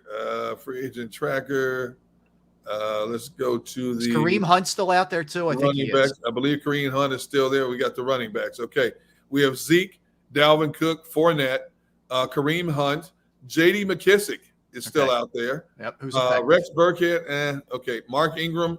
Mark Ingram is making a transition to TV. Yeah. Okay. All right. So you got the gist. Yeah. Like, do you think those guys are best suited just frankly either waiting for an injury or signing somewhere now so they can really get in the system and learn the system? Like, what do you think the best route for them is? I think when you talk about teams like, players like Zeke, Dalvin Cook, Fournette, and Kareem Hunt, those four, I think it's best suited for them to get with the team as soon as possible, so they can get acclimated in the system. Some of the other guys, I think this should just be a wait and see. I think their bargaining chip would be a little bit more. I don't think they obviously not get premier dollar, but a desperate team sees one of those other guys out there on the market. Hey, we'll pay you this. Nah, I'm not really. Okay, we'll give you a little bit more. May not be what they want, but they'll get a little bit more out of it. But I think the four names that I mentioned, it's imperative they get to a team before training camp, get in there, get the playbook down, get acclimated how your offensive line blocks, how your quarterback calls his signals and audibles, get comfortable with all of that stuff for those four. Okay. All right. Again, it speaks to the value of these guys, unfortunately for them. All right, let's go to our greatest, and we're going to do the Cincinnati Bengals. Cincinnati Bengals today, Derek Gunn. You get to lead it off. I got to start with Anthony Munoz. Arguably the best tackle that ever played the game. Played his entire career in Cincinnati, 13 seasons, inducted into the Hall of Fame in 1998. Took over that position at left tackle as a rookie, never looked back from that point on. I mean, the guy in 13 years, 11-time Pro Bowler, 9-time All-Pro. I think that says enough in itself for what he was to the game, what he meant. This dude was and not a bad pass catcher. Mm-hmm. He caught 7 passes and 4 touchdowns on tackle eligible play. I mean, just great athlete. Just great. He caught a pass as a rookie. How many coaches are going to throw a rookie offensive lineman a ball? Oh, he caught one as a rookie. So yeah, that's trust. Munoz, when you want to measure yourself as an offensive tackle, he is one of the few names that you try to measure yourself by because he was just that dominant. Yeah, there are certain names you just hear, and it's like, yep, he's that guy. He was that guy. Yep. I agree. He's my number one. All right, who'd you go number 2? I'll let you have number 2. I went Boomer. Okay. I went Boomer. 27,000 passing yards with them. Was a guy who led them to that Super Bowl, which they lost to Joe Montana. Certainly no crime in that. When you get that close, Montana drove him down the field at the end of the game. And to me, he just really represents. He was there for a long time. I know he jumped around to the Jets and the Cardinals, but still, he was a hell of a player for a long time with that organization. I'll be honest with you. I debated between him and Ken Anderson, who's another good quarterback on the list. But I went Boomer at number 2. I went Chad Ochocinco. Okay. Say what you want to say about his antics. Chad Ochocinco was one of the best receivers of his era. He was there for 10 years. Unfortunately, his career fizzled out in embarrassment down in Miami. Goes to Miami, gets cut right away because of a domestic violence issue. Right. But for 10 years, he was in Cincinnati. This dude was phenomenal. He got to the point, he even had his own, how would you describe it? He had his own chart called Who Could Cover 85? He would dare DBs to try to cover him. He would talk trash the entire game, no question about it, but he could back it up. Even today, he's still the franchise all-time leader in receiving yards. He had almost 11,000 receiving yards for them in 10 seasons, and he had 66 touchdown catches. He's third in franchise history with 751 catches on that team. Now, obviously, he kind of fell out of grace with Cincinnati fans because in the latter stages of his career there, when they weren't that good, he spoke out too much, rubbed fans the wrong way. He took exception to him and bit back at him as well. But in terms of just great athletes for that, the history of that organization, Chad Ochocinco. Okay, good choice there. Like I said, I flirted with Ken Anderson, but the guy was there from 71 to 86, 32,000 passing yards, 197 touchdowns. He got them to a Super Bowl. It was the less glamorous one that they lost in Detroit to the early Niners teams. But nonetheless, that's 16 years with that team, basically as the starter all of those years. That's really impressive. Well, he also still holds 18 franchise records. Yeah. You know, that's phenomenal. Now, one of them, unfortunately, is interceptions. Right. Well, you can throw that much, you're going to throw a lot of picks, probably. So he took in his career, 16-year career there, he was sacked 398 times. If you break that down, it's just under 25 sacks a season. So he took a beating in 16, 17 seasons with that organization. But he put up some great numbers for that franchise as well. So, yeah, Ken Anderson is definitely on my list as well. All right. Good choice. Good choice. I think A.J. Brown deserves some love here. I know he finished up the last 2 years with Arizona, but you're talking about a guy career over 10,000 receiving yards, 70 touchdowns. He a really good player, almost 15 yards per catch, and was with Cincinnati for a long period of time. He played, 9 years with them. That's a nice stretch for that guy. And he was always, when he was there, prior to Chase and all those guys, he was the go-to guy in Cincinnati. I couldn't agree with you more. He's second on their all-time receiving list behind Ocho. He played 9 years in Cincinnati. And I believe he's still playing or trying to play. Out there. I thought maybe he retired. Did he officially retire? I don't. Yeah, I thought he did, but yeah, not for sure. But yeah, he's definitely on my list. Another one I put on my list was Ken Riley. Yes, a cornerback who played his entire career from 1969 to 83 with that organization. He has 65 career interceptions. That's a huge number. 65 career interceptions. But here's the thing. It wasn't until this year that he's being inducted into the Hall of Fame. Yeah, what was the holdup with him? For some reason, he was never a popular player in Cincinnati, and he was never a popular player by league standards. He was never voted to the All-AFL team back then. Remember, he started with Cincinnati when they were still the AFL versus the NFL. Right. He was never voted to the AFL, NFL Pro Bowl games. 65 interceptions. Was he just not flashy? Like what? I don't know what it was. He was just steady. He wasn't a flashy guy. He just went about his business. Yeah, weird. The fact that he got 60, the fact that organization kept him that long and he had 65 interceptions, he got no love from the fan base or from decision makers across the league. You talk about the forgotten entity, but I'm even more shocked that it's taken until this year for him to get into the Hall of Fame because there are guys with lesser picks that are in. What else did he need to do? No, I don't know. Interceptions, longevity. I don't know. If I'm Ken Riley, I don't get it. I don't understand it. I'll give a little love to Isaac Curtis, who was another one of their receivers. Over 7,100 receiving yards, 416 catches. This guy did it at a high level for a very long time in Cincinnati. No question about it. The dude at world-class speed. When he came out, when he played for the University of California, he ran a 9,300-yard dash. A 9.3 for the 100-yard dash back in his day. I don't think you can say enough about an Isaac Curtis. The one thing about Cincinnati historically is they've always found a way to find better wide receivers. When you look at the collection of receivers they have now. Yeah. People keep saying Joe Burrow and Jamar Chase. Yes, those two are phenomenal talents, but they're still real early in their developmental stages in their careers. I expect in about 5 years from that, not even 5 years, that Joe Burrow and Jamar Chase will definitely be on that list. I agree. But right now we're talking about the guys who have done it over a long haul with that career. So, you're right. Isaac Curtis, no question about it. He had 53 touchdown catches for that team. That's a heck of a player. That is one heck of a player. Yep. Chris Collinsworth deserves some love. There you go. 6,600 receiving, almost 6,700 receiving yards, 417 receptions, multiple Pro Bowls, was on both of those Super Bowl teams that lost to the 49ers. He was a rookie for the first one, and he was on that second one. You know, I know we only think of him now as a broadcaster, but that guy was a really good receiver and had awesome hands. No question about it. And he wasn't a fast guy. He was a long, lanky guy, but he was sure-handed, winning 50-50 balls. Yep.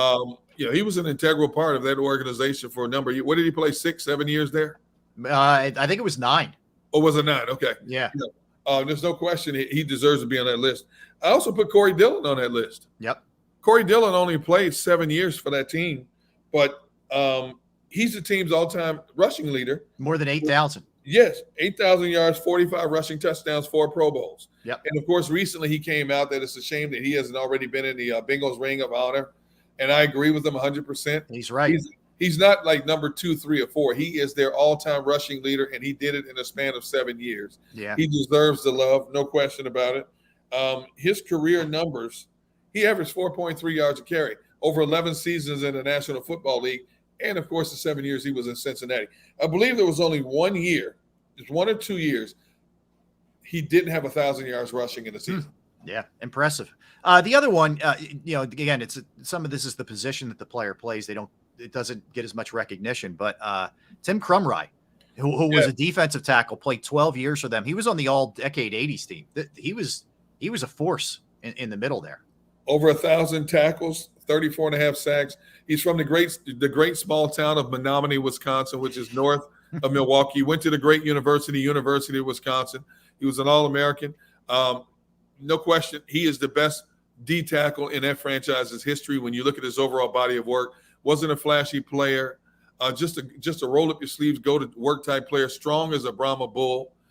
He was an excellent player for that organization. Yes, he is definitely on my list. He also had 13 fumble recoveries and a couple of passes broken up as well. Yeah, he was impressive. All right, you got anybody else? I think I exhausted my list there. Yep, I got one more, and you'd be surprised. Right. Okay. The kicker, Jim Breach. He's the all-time leader of their team in points with 1,151 points. Okay. He made 225 out of 313 career field goals there. Yeah. He made 476 out of 494 extra points. A lot of kickers don't get a lot of love. He's not a big name, obviously, among kickers historically. But when it just comes to what he did in terms of volume and value for that organization, I think he deserves to be on the list. You know, people on our chat put up a lot of good names. You had TJ Hujmanzada. You know, you should have. We could have considered. Sure. You know, Vontez Burfict. But you know what? Big Seals is right about Tim Crumry. When you talk about Tim Crumry, he had that horrible injury. He broke his tibia and the fibula. Yep. And the story behind that is they put an air cast on it to stabilize it, right? Yeah. He refused to go to the hospital until the game was over. He was sitting in the locker room watching the Super Bowl game, wouldn't go until medical advisors told him, look, you need to get to the hospital because with this type of injury, you could go in shock. That was the only way they got him out of that locker room before the game was over. You know, that kind of mental tough. If that's me, get me pain meds, get me fixed. And then they put a 15-inch steel rod in that leg. Oof. And he came back the next season and had a great season after that. He's a tough dude. Yeah. I mean, there is no question about it. He is a tough dude. Yeah. It's a good list. Fun team. This is fun. I like doing this. And we'll take this all the way up until we'll train you enjoy. See, I told you it'd be fun. Thank you. Was this your idea? Yes. Okay. You don't remember? No. Okay, you want to take credit? Okay, Rob, thank you for the list. Great list. Great. No, it's all yours. It's all yours. No, I'm just kidding. I'm just kidding. Good work. All right. So we'll come back. I don't understand what the Celtics are doing. I'll throw that out there. I'll explain it to you. Dick Vitale news, Rory McIlroy on Live Golf. I have a good on this date for you. I got birthdays. I got movies. I got it all when we come back. Don't go anywhere. That's Derek from the beach. I'm Rob from the basement. And we are Sports Day, JAKIB Sports YouTube Network. All right, let's talk Razor Technology. Hybrid work in particular, because the future of work is not remote or in person. It's a hybrid model. In facing this new reality, businesses must reimagine their workplaces to align with the preferences and needs of modern employees. Razor Technology helps businesses create a workplace that gives their teams flexibility in choosing how and where they put in their hours. Online platforms for communication and collaboration, combined with secure and adaptable mobile devices, are enabling hybrid meeting experiences that are nearly on par with in-person events so that everyone can feel like they are a part of the conversation. Employees with strong social connections with their team report better well-being, higher productivity, and better retention rates. Razor Technology helps growing organizations adapt to hybrid environments with industry-leading digital tools and insightful guidance that promote efficiency and workplace satisfaction. To learn more, give them a call at 866-797-3282, 866-797-3282, or online at razor-tech.com. That's razor-tech.com.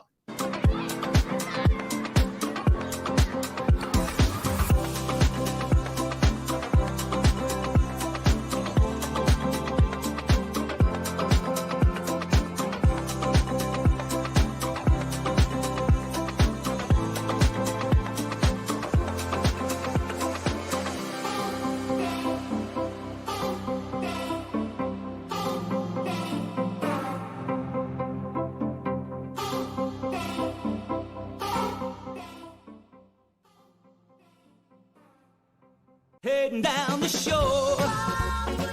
Have a ball once more. Here, imaginations run wild and time stands still. Because here, you can find the best of the Jersey Shore, all on one 5-mile island. So leave the old you behind and get lost in the woods. Wild, wild, wild wood days.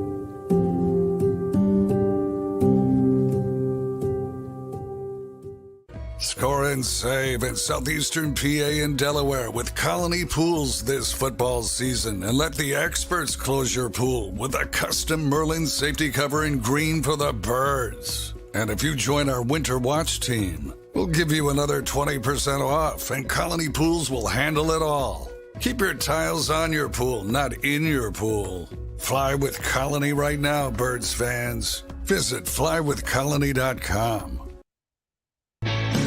Hi everybody, my name's Jason Lombardi. I'm an inspector at JAKIB. At JAKIB we offer three major services, the first one being basement waterproofing, the second service we offer is foundation and structural repairs, and then the third service that we offer is mold remediation. If you feel you are having a waterproofing issue, give JAKIB a call or check us out online.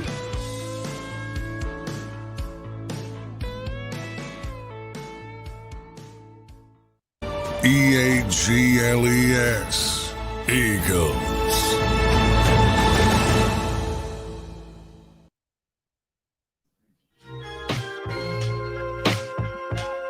We're back. Yes, we are. That is Derek. I'm Rob. We are Sports Take, JAKIB Sports YouTube Network, final segment of the program. Let's hit the like button if we could, friends. Appreciate that. All right, so a couple things, Derek. Kristaps Porzingis gets a 2-year, $60 million extension on his deal with the Celtics that will keep him under contract now through the 26th season. He's owed $96 million from now until then. Look, I know they made the trade and they moved on from Marcus Smart, which I don't think was very smart, frankly, but they did that. Why the need to now extend him and give him, basically $30 million a year? I don't understand it. I don't get that. I really don't. Do they think that he is the answer? To get him over the but still, why would you do it now? I'd have waited until to see if let him get through this season. We talked about his injury history over the last couple of years. You're going to make that kind of investment in him now, and NBA money is guaranteed money? Why? There's no reason to do that at this point. Yeah, I don't know. I don't like it. I mean, if you look at, so Derek, he's played in his career. You go back to the last year at the Knicks, I guess, when he was, battling injuries, and he had that bad injury, but he's played 48 games, 57 games, 43 games, 34 games, 17 games, 65 games. Now, the 1 year I understand was a shortened schedule with the pandemic and whatnot, but still, he's missed a lot of time. He's missed a lot of time over the last few years. Yeah, that's a bad business move. I don't get that one. We'll see how it comes back. Hopefully it doesn't bite him. Well, no, correct. Hopefully it does bite him. Yeah, exactly. Well, I mean, look, they've lost a few really quality, like gut kind of guys, like heart guys, the last few years. This one's, sad, and hopefully he'll be able to pull through like he did the last time. But Dick Vitale has revealed that he has cancer again, this time of the vocal cords, and he's going, I think he's receiving like radiation and chemo and all that stuff. He had beaten cancer previously, and now he's got another form of it. So, yeah, tough stuff. You think about how he utilized that voice for so many years, the screaming antics, even when he called games, so excited. And he put a lot of strain on your vocal cords. And when that stuff's already gone through your body, it starts to attack the weakest spot. So obviously the vocal cords had to be weakened by how he used that voice. Just hopefully, he got through it one time. Hopefully he can get through this again, man. Prayers up to him and his family. Yep. 84 years old. He beat melanoma and lymphoma the previous time. So he's going to go through his treatments and whatnot, and he has to rest the voice for 6 to 8 weeks following a procedure that he had 2 days ago. So that's again. What's the matter? The son-in-law, the daughter, and the 2 militant midgets have just pulled up. See, you're in trouble, man. You are in trouble from here on out. It's about to go down. Yeah. This 2-year-old is nonstop chatter. Yep. This is gonna get interesting. My wife said you're about to get fired. Yes, you are. You are. See, we technically have 17 minutes to go. That's it. Yeah. Okay. All right. We'll see how it goes. Keep your fingers crossed that we can even get to the finish line here. That's for sure. All right. So a couple other things. Rory McIlroy says that he'd rather retire before playing for anybody with anything to do with Live Golf. I don't know how much choice that he's going to have here with these two, kind of, conglomerates here. They've joined together at this point. Is he going to stand on principle, or is he eventually, is he going to back off just like the PGA backed off? Yeah. Yeah. That remains to be seen. Yeah. But certainly. Yeah. If he's adamant, he's not going to play under these circumstances. Well, so be it. Mm-hmm. Uh-oh. Sounds like they're there. What do you have? Who do we have? Hi, princess. Doggies or kids? What do we have? That's the kid. This is the kid here. Okay. She wants me to play with her toy. Oh, very nice. That's good. That'll occupy you for a while. Did you see Tone in the chat say, "Hey, Dingo, we made it this far. No interruptions." That's right. We wondered if the Wi-Fi would hold up. The Wi-Fi was better than I expected. Wi-Fi's been good. Yeah, it has. Yeah. So we're down to 16 minutes and counting. Okay, we'll see if you can survive. All right. We're worried about the husband more than we are the granddaughter. I hear you. How about on this date, Derek, 1985? Yeah. Do you have any idea what happened? It was a major, major event. 1985? World of music. I'm giving you a lot of clues here. The world of music. Let's see. Does it have something to do with Michael Jackson? Was it the "We Are the World" song? You're warm. You're warm. Okay. You're very warm. Wow. 1985. Philadelphia. Major musical event related to We Are the World. Was it at Veterans Stadium? It was at JFK Stadium, which is where the Wells Fargo Center is. Wait a minute. 1985. I should know this. Go ahead. I'm going to kick myself for not knowing this one. Live Aid. Well, technically, it took place in Philadelphia and London. You remember they did it at Wembley Stadium in London, and they did it in Philadelphia at JFK. Yeah. Yes. So they had it at both places. Here's what's crazy. You ready for this? 72,000 people in London. Okay. 89,484 in Philadelphia. Listen to the TV. How many people watched it? 1.9 billion watched in 150 nations. That's 40% of, at that point, of the world population were watching it. That's incredible. That's between like pay-per-view and satellite and MTV and whomever else, carried it. They had that many people watching it at that time. Wait a minute. They had 89,000 people at JFK Stadium? Yeah, JFK held like in the 90s or the 100s. It did? It was a gigantic state. Yeah, it was a gigantic stadium. I did not know that. So it was kind of like Giant Stadium in a Cowboy Stadium. Right. Yeah, it was huge. Wow. It was huge. Yeah, and I believe the only artist that played both was Phil Collins. He did an early thing in London, hopped the Concorde, and then ended up at night in Philly. He played both. That's insane. Isn't that cool? That's pretty cool. It was cool. And I remember that. It was such a phenomenon back then. Yeah. You're right. I didn't know that many people watched it worldwide though. Yeah, that's pretty cool. So 007 went and his dad recorded it on the old VCR back then. Wow. Yeah, that's pretty cool. VCR, remember those days? Oh God, put the tape in and set it up and yeah. Oh yeah. Remember the days when it was beta versus VHS? Yeah. Yep. And beta died off and it became dominant VHS.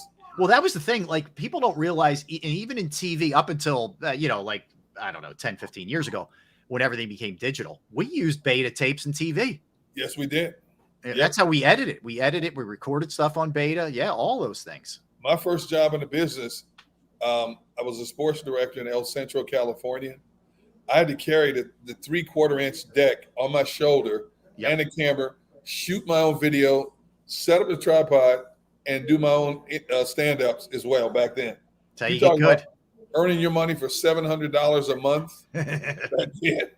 $750 a month. Wasn't pretty, man. Wasn't pretty. I got you, man. I got you. All right. So there's that. And then beyond that, let's do some birthdays. You ready to do some birthdays? Let's knock them out. All right. Harrison Ford is 81 today. Looks great for his age. Still very active. Speaking of Harrison Ford, did you see just came out? He's doing another Indiana Jones movie. It's out now. It's out. Yeah. It just came out last week. Yeah. It's crazy. He's still doing action movies at 81. Guy's unbelievable. He is. He's unbelievable. He's in a very funny series. I think it's on Apple. It's called Shrinking. I think it's Shrinking. Okay. It's about a psychiatrist and his life. And, he's sort of a supporting actor in it, but he's very funny in it. He's actually it's a different, you don't get a lot of funny Harrison Ford, but he was pretty funny in it. Kim Jong, who was the actor from The Hangover. Hilarious. He was a very funny guy. Yeah. He's a funny guy. So he's 54 today. The actor Patrick Stewart from the Star Trek movies and show, 83 years old. Jean-Luc Picard. Yes. Very. And he's Professor Charles Xavier too in the X-Men movies. Yes, he is. Yep. He's still another guy who's still very active at this point. Cheech Marin, 77 years old today, of Cheech and Chong fame, going on to have a very good career. Absolutely. Bob Crane, the old Hogan's Heroes actor, was born on this day, 1928. He passed away young. You know that story. Oof. Anyway. All right. Robert Forster, the actor, was born on this day in 1941. Yep. Cody Bellinger, the now with the Cubs, former Dodger, is 28 today. It could be a trade deadline move by somebody. Yep. Yadier Molina, the great Cardinals catcher, future Hall of Famer, is 41 years old today. The actor Kenny Johnson, he's in a lot of different things. He's in SWAT now, but he was in a lot of different things. Very good actor. Jack Kemp, not only politician, but also played in the NFL, and his son Jeff played in the NFL, including playing for the Eagles. Absolutely. So Jack Kemp. Gil Birmingham, 70 years old. He's an actor. He's in Yellowstone. He's in a lot of different things, but he is 70 today. Gerald Levert, the singer, Philadelphia guy. It was great singer.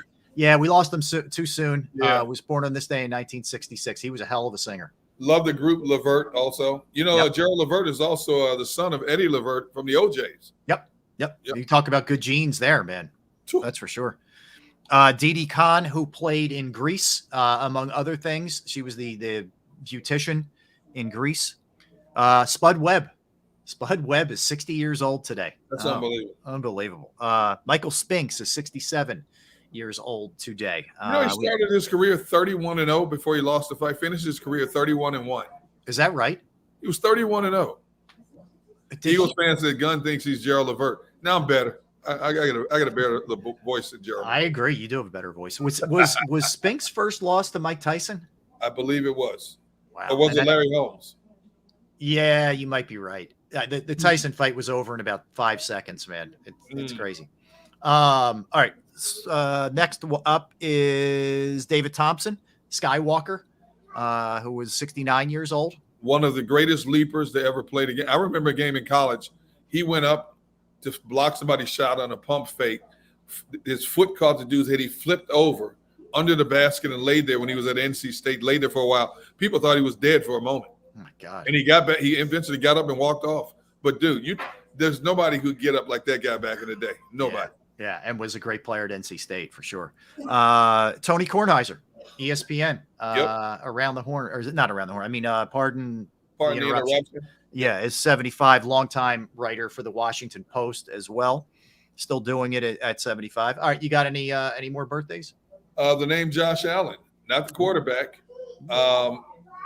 He was the first round, the outside linebacker for Jacksonville. He was the first round pick, 7th overall. He's 26 today. Okay. Former coach Rob Marinelli, 74 on this day. Okay. Let's see what else we got here. We have Wyatt Olaf, who played the young Chris Pratt in Guardians of the Galaxy. Yep. He is 20 years old today. Colton Hayes, who played in the movie Teen Wolf in San Andreas, is 35. Mm-hmm. Let's see here. And that's it. Okay. That's it. All right, let's do some movies. Ghost from 1990 with Patrick Swayze and Demi Moore is the first one. And then Legally Blonde with Reese Witherspoon from 2001. Inception from 2010. Excuse me. 2012, Ice Age Continental Drift. 1977, part of the James Bond series, The Spy Who Loved Me. I believe that one was Roger Moore. I think that's when he was in that, You're correct, range after Connery. Captivity from 2007. Yep. And The Rock with Skyscraper in some great special effects on that one. If you haven't, I like that one. It was good. I liked it. You got any other ones? What is this? Picture This came out in 2008, and The Spy Who Loved Me, 1997. Great spy movie. Okay. I was watching last night.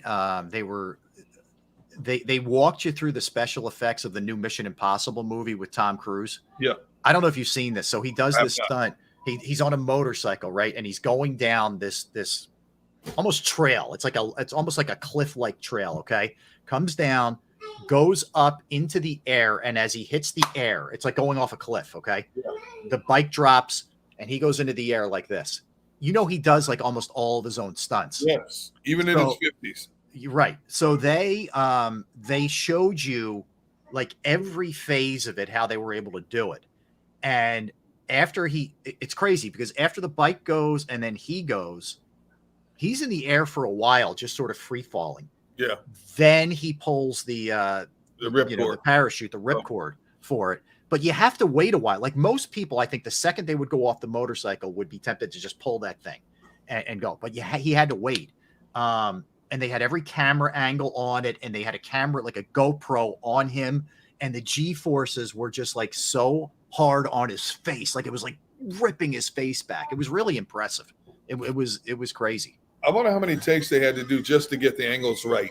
You know, when you do scenes like that, you got to do like sometimes 5, 6, 7, 8. Sometimes the camera's not in position. Sometimes the projections you make on the arc of a jump is higher or lower than where you might have a position, whether it's a drone camera or something else. Yeah. All right, let's do it again. I wonder how many times they had to do that thing. I don't know. I don't know that they could do it a lot.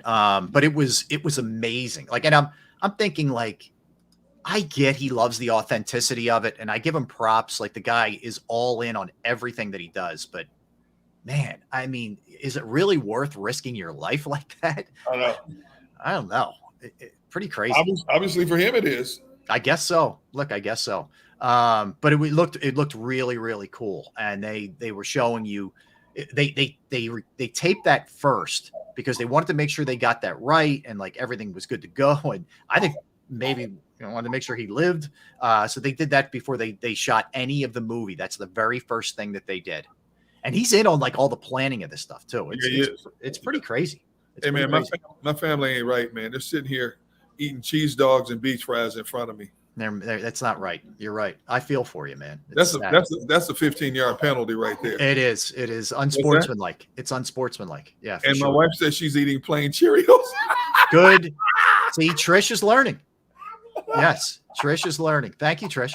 All right. So I want just circle back to this thing. Couple things. So Jalen Carter and Georgia University are being sued by Victoria Bowles, who survived the fatal car crash that killed one of the Georgia players and sadly one of the staffers there. But like I said, the Eagles, I don't think they're surprised by anything. They were well aware of what was going on here. It's crazy, man. It really is. The woman who crashed. Yeah. You know what was going to happen because somebody gets to be, hey, you know what? We can sue them and make a lot of money off of somebody else's untimely death. It's unfortunate that the mindset is like that. But in the day and age we live right now, people are getting sued for any and everything you can think of. I know. And I'm not saying that people suing that don't have a legitimate case. I'm just saying it's a shame that, number one, it happened, period. Number two, this is going to drag on for a while. I know. And she was, legally intoxicated. She was going 104 miles per hour when she rolled the car. First of all, why? Why are you driving that fast? I know. And did you see they're having a really big problem down there with guys getting speeding tickets? And I found this interesting. Part of the reason why, part of it is you feel like you're invincible when you're 18 to 22 years old. But I think part of it too is now that they have that NIL money, a lot of these guys can afford fancy cars and fast cars, and they have, deals with car dealers in the area. Whereas before, either guys didn't have cars or they had these, crappy little cars that could barely get up to 55 miles per hour. I thought it was interesting. Like Kirby Smart was talking about some of this stuff. He's like, look, we're all over them about this. We know it's a problem. We're trying to convince them, but we can't be with them 24/7. Men have always had this fascination. When you get behind sports cars, we got to test it to see how fast it can go. I've done it a few times in certain cars. You do, yeah. But away from traffic and just not like off roads, not on a main thoroughfare. Yep. And these cars get faster, more stylish, sleeker every day, and we're going to have X amount of men. It's got to test it. It's that adrenaline rush, that built-in DNA adrenaline rush that we have. It's going to happen. I know but it's been an issue down there. That's for sure. And, I don't know what's going to come of this. I'm sure, like you said, he signs that contract. They know what he's making and here we go. All bets are off. Yeah. So, he'll be dealing with that and the Eagles will be dealing with that. All right. So you are off tomorrow. So enjoy your 3-day weekend, my friend. Yeah, I got a rough day tomorrow. I just have to relax and enjoy sun and eat beach fries and some seafood and stuff like that. I don't know if I can handle this. I really don't. Oh my God. Come cry me a river. Let me get the smallest violin out and play it. All right. So Tone will be hanging out with grandkids and playing the sand. I know. For you. For you. I don't know, man. I don't know if I can take it. I got to loosen up here. Shame. It's a shame. We feel sorry for you. Yeah. Tone and I are playing violins for you. All right. So Tone and I are with you tomorrow. We'll be hanging out with you guys tomorrow from 12 to 3. So we're looking forward to that. I want to thank all of you in the chat section, all of you streaming, all of you listening. You guys are the best as always. Tell a friend. And tomorrow we will crank it out tomorrow. So don't go anywhere. You have 3 hours of Dan Cilio with the National Football Show. Hey, Rob. Yes, Derek. In about 30 seconds, I'm going to hold up a beach fry and say, "This is for the." Remember the old movie Coolie High? Yes. This is for the brothers who couldn't be here. I'm going to hold up a beach fry before I scarf it. This is for Rob and Tone who couldn't be here today. Thanks. Thank you. We're really appreciative of that. All right. Go have fun. Get out of here. Have fun with your family. And we'll see you on Monday. All right, everybody. We'll see you guys tomorrow. All right. Have a good one. Thanks.